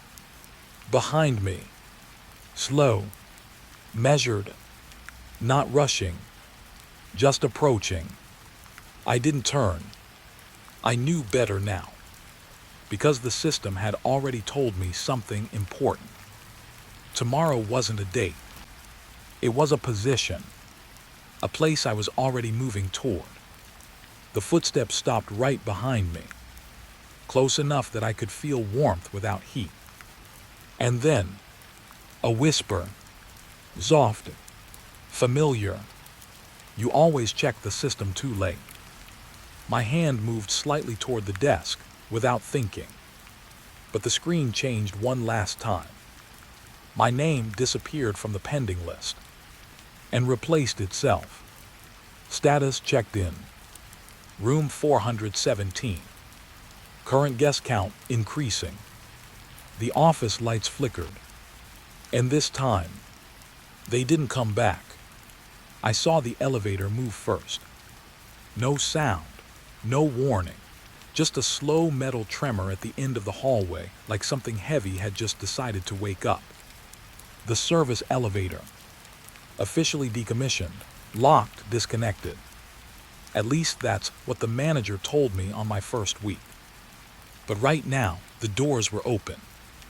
And light was spilling out. Cold, yellow light. The kind that doesn't belong in a place that's supposed to be dead quiet at 2:48 a.m. I stood behind the housekeeping cart, holding my keys too tight. My fingers weren't moving right, like they forgot how to. The hallway smelled like old carpet and cleaning bleach. But under it, something else. Something stale. Like breath that had been held too long. The elevator gave a small mechanical sigh. Then it stopped. I told myself not to look at it. But I did anyway. Inside was empty. At least it looked empty. No buttons pressed, no movement, just a dim ceiling light flickering like it was tired of staying on. That should have been it. Doors open, nothing inside, strange but nothing more. Except I heard it. A soft dragging sound. From inside the elevator. Like something had shifted its weight. My throat tightened. I took one step closer, then stopped again, because I realized something that made my stomach drop. The elevator wasn't on the ground floor.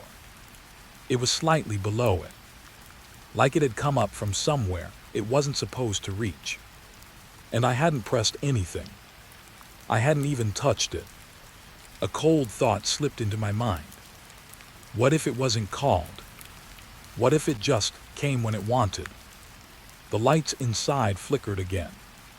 And for a fraction of a second, I saw something in the corner. Not clear, not fully formed. Just a shape. Standing too still. Too patient. Then it was gone. My mind tried to fix it. Probably a reflection. Probably dust. Probably my eyes playing tricks after too many night shifts. But my body didn't believe that. My body was already backing away. Then the elevator made a sound I will never forget. A small chime. Like a notification. Like it was waiting for me to get inside. The doors began to close. Slow.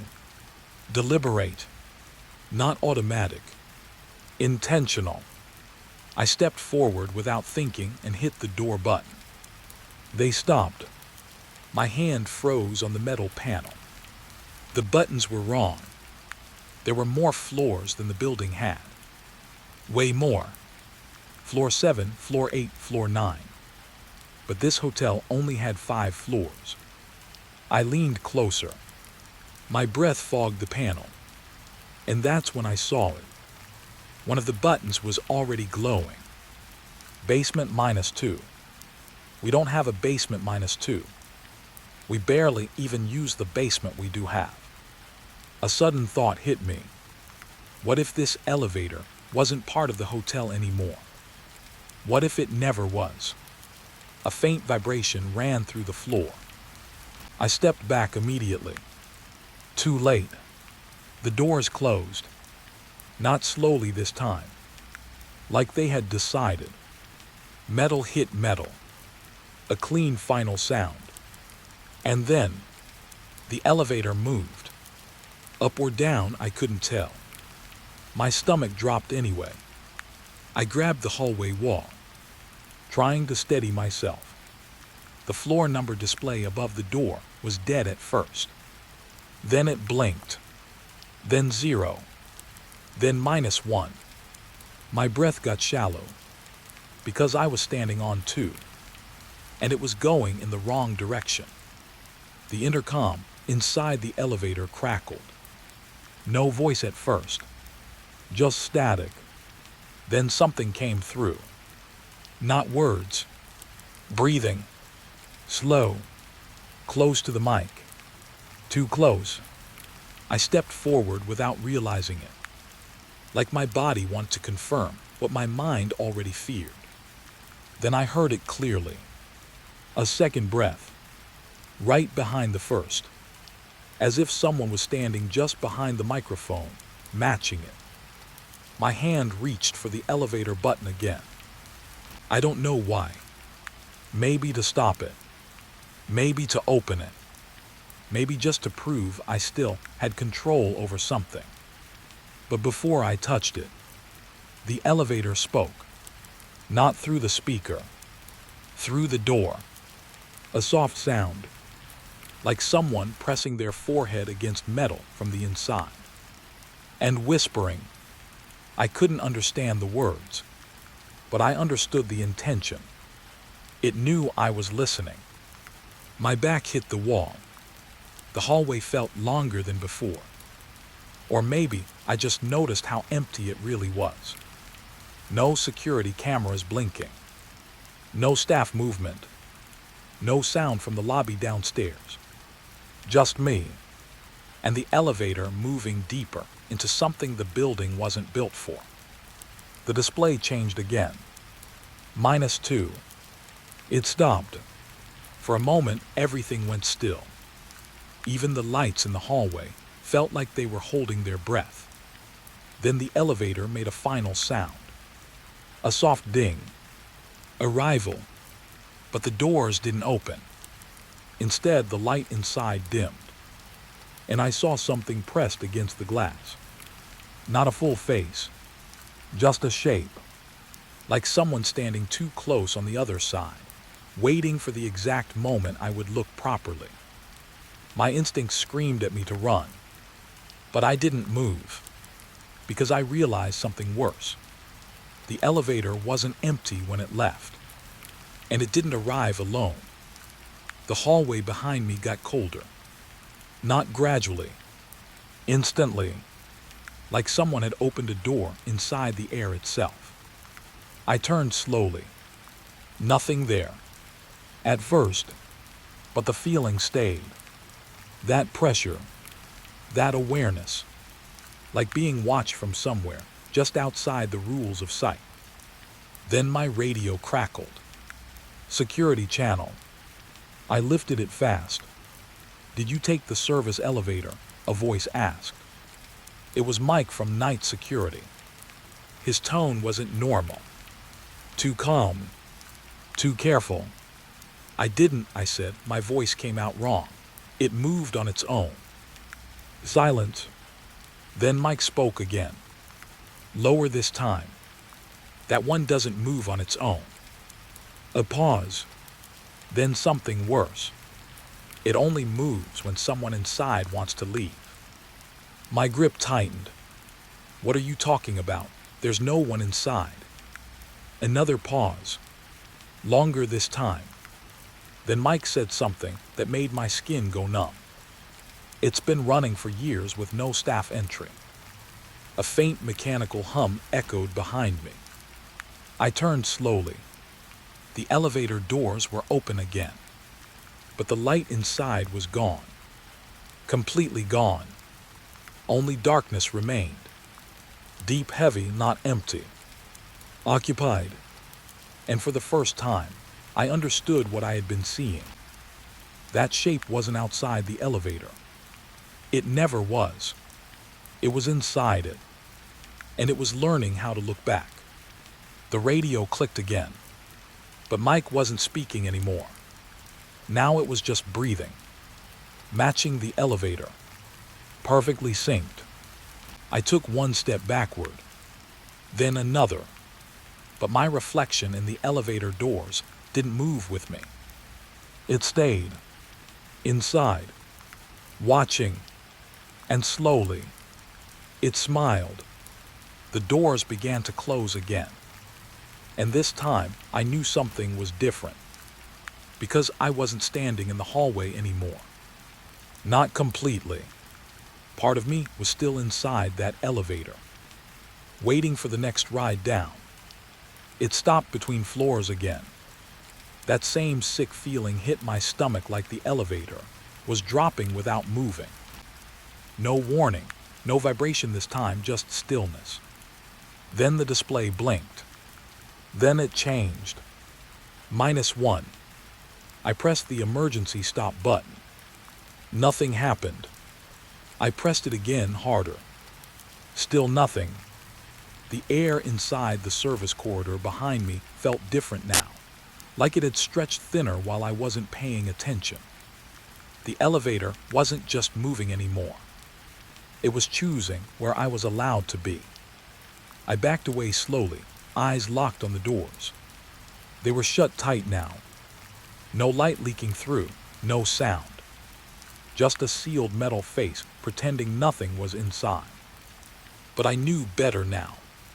Something was inside, and it was aware. A faint vibration returned through the floor. Not from the elevator, from below it. Like something deeper in the building had just answered it. The display blinked again. -2. Then -3. I froze. We don't have a -3. We don't even have a -1 basement level officially. The hotel blueprint stops at ground service storage. That's it. That's supposed to be it. But the elevator didn't care what was supposed to exist. It kept going anyway. -4. A soft mechanical groan came from the wall next to me. Not loud, not sharp. More like the building itself, adjusting its posture. Like it remembered something it had forgotten for a long time. The radio on my belt crackled again. I grabbed it instantly. "Mike," I said. My voice didn't sound steady anymore. No answer. Only static. Then a faint sound under it. Breathing again. But this time not calm. Rushed. Like someone was trying to speak through panic, but couldn't find the words. Then a new voice cut in. Not Mike. Another guard. I didn't recognize him. "We're seeing it on the logs," he said. His tone was wrong. Too fast. Too controlled. "What logs?" I asked. Silence. Then he answered. "The elevator hasn't been recorded stopping at any valid floor for 17 years. My throat went dry. "That's impossible," I said. "No," he replied quietly, "it's not." A pause. Then he added something worse. "It's been stopping somewhere else." The elevator made a sound again. Not a movement sound. A settling sound. Like it had arrived. The doors in front of me twitched. Just slightly. Like something on the other side had leaned into them. Testing. Waiting. I stepped back again. My shoulder hit the wall. Cold cement. Real. Solid. But it didn't feel safe anymore. The elevator display flickered violently. -5. Then it stopped. For a full 3 seconds. Everything went still. Even the lights in the hallway dimmed like they were watching too. Then the doors opened. Slow. Not mechanical anymore. Deliberate. Like someone pulling them apart from inside. The light that spilled out wasn't the same as before. It was weaker, dirty, like it had passed through too many layers before reaching me. I didn't want to look inside, but I did, and that's when I saw it. The elevator was no longer inside the hotel. At least not the hotel I knew. The walls inside looked older, not just dirty or worn. Wrong, stained in ways that didn't follow water damage or age. Like something had been living against them for a long time. Too long. The floor wasn't metal anymore. It looked like stone, and it was slightly wet. Not from water. Something thicker. Something that didn't reflect the light properly. My mind tried to reject it. This is impossible. This is just malfunction. A camera glitch, a wiring fault, sleep deprivation. But my body didn't believe any of that, because the air coming from inside was colder than the hallway behind me, and it smelled like damp fabric, like something that had been closed in for too long. Then I saw movement at the far end of the elevator interior. Not walking, not running, just shifting, slow, patient, like it had been waiting for me to finally look properly. The radio exploded with static. Then Mike's voice came through again. Strained. Don't step in, he said. I laughed once without meaning to. It wasn't humor. It was disbelief trying to survive. I'm not stepping in, I said. It's not even, this isn't normal. This isn't even our elevator anymore. Silence. Then Mike spoke again. And this time his voice was lower. Almost afraid. It was never only your elevator. The lights inside flickered again. And for a split second, I saw it clearly. Not just movement anymore. A shape standing near the back wall. Too tall for the space. Shoulders slightly hunched, as if it had learned how to fit itself inside over time. Not forced. Adapted. Then the worst part. It tilted its head. Slowly. Not toward the camera. Toward me. As if it knew exactly where I was standing outside. I stepped back immediately. My heel hit something on the floor. A small metallic sound. I looked down. A key card. Hotel issued. But the name printed on it made my blood turn cold. It was mine. My name.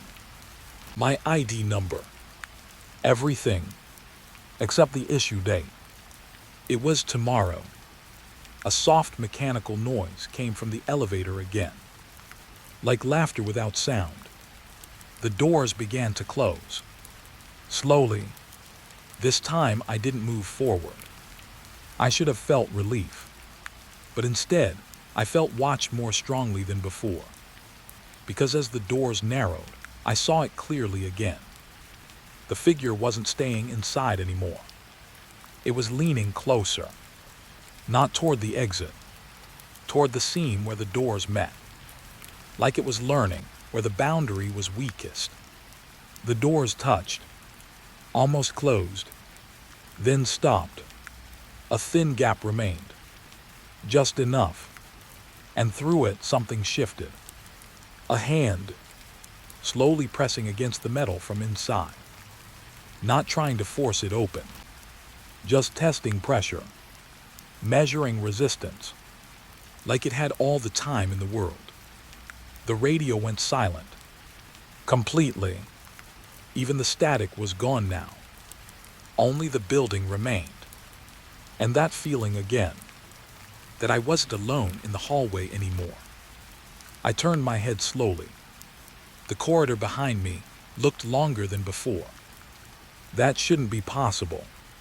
But it was. The lights had spaced themselves differently. As if the hallway had been stretched. Rewritten. Adjusted. For something new. Something arriving. The elevator behind me made one final sound. A soft chime, like it had finished deciding. I didn't look back. I didn't need to, because I could feel it now.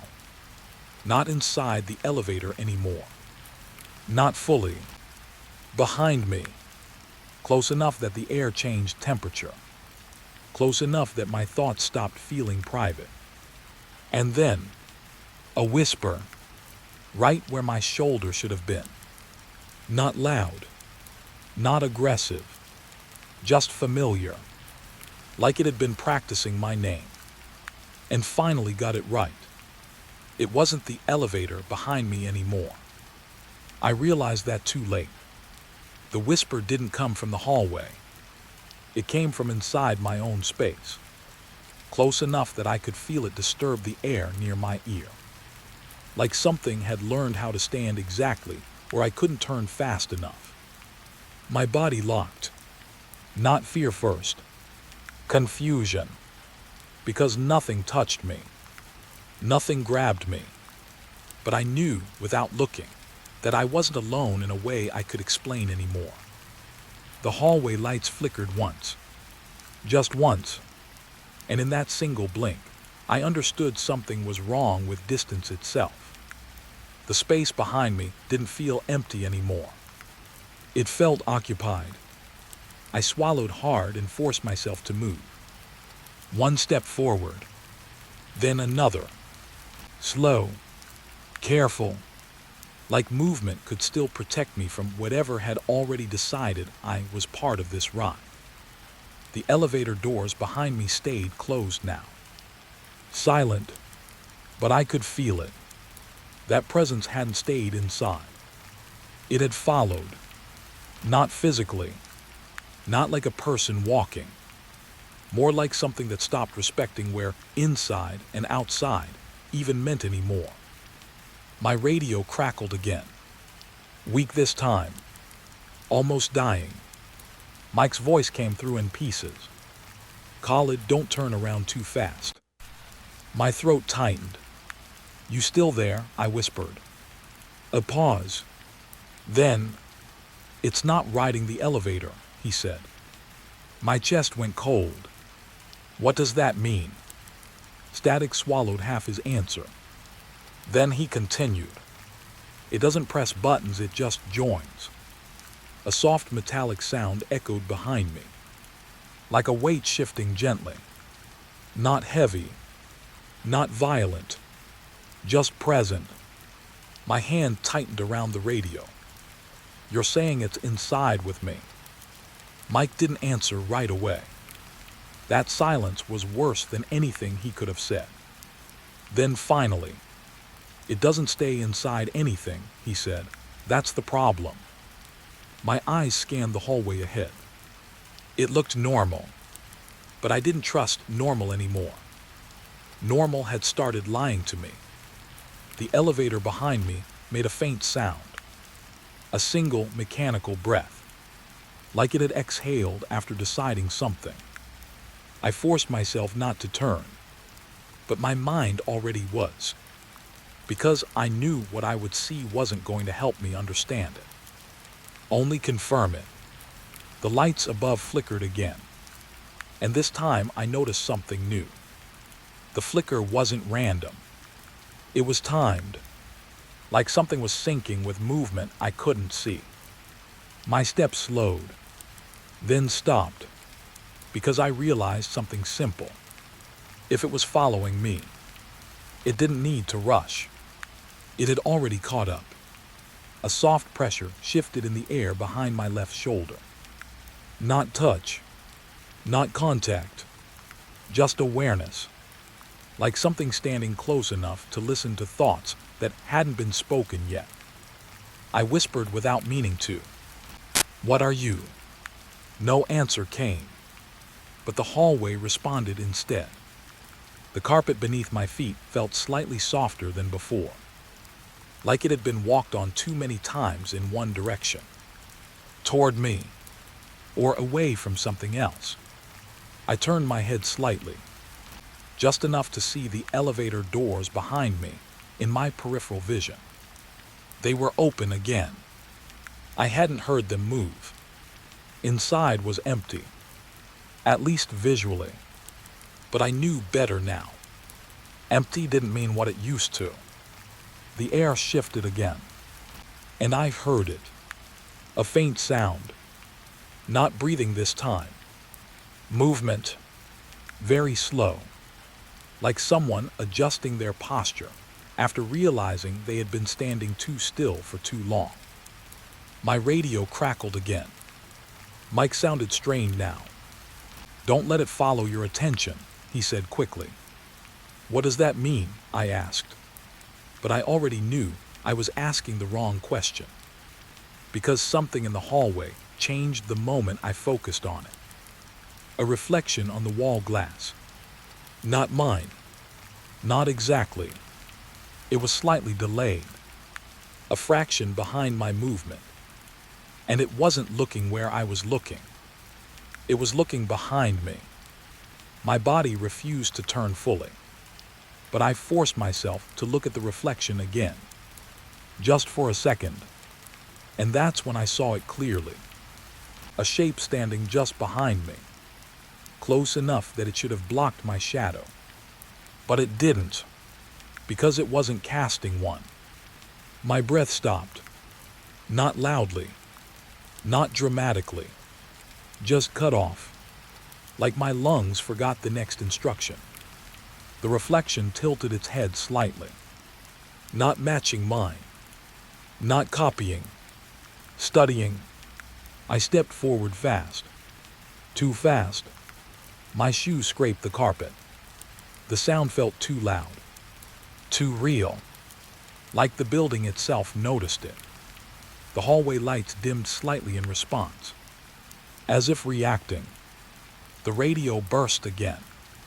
Mike's voice was sharper now. "It moves with recognition," he said. I almost dropped the radio. "What does that even mean?"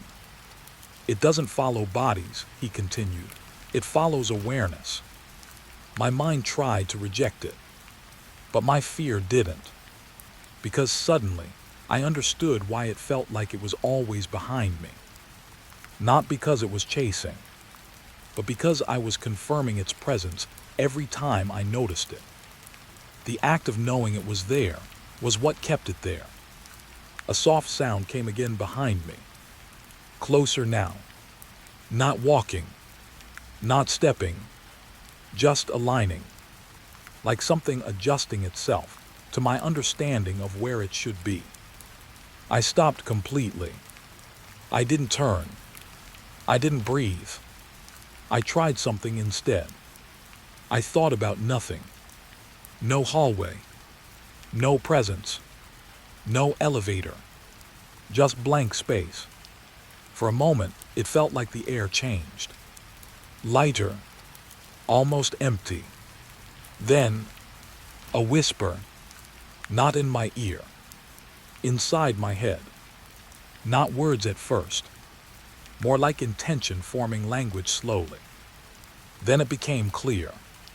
Not spoken. Recognized. "You're learning," it said. My knees weakened slightly. I pressed a hand against the wall to stay upright.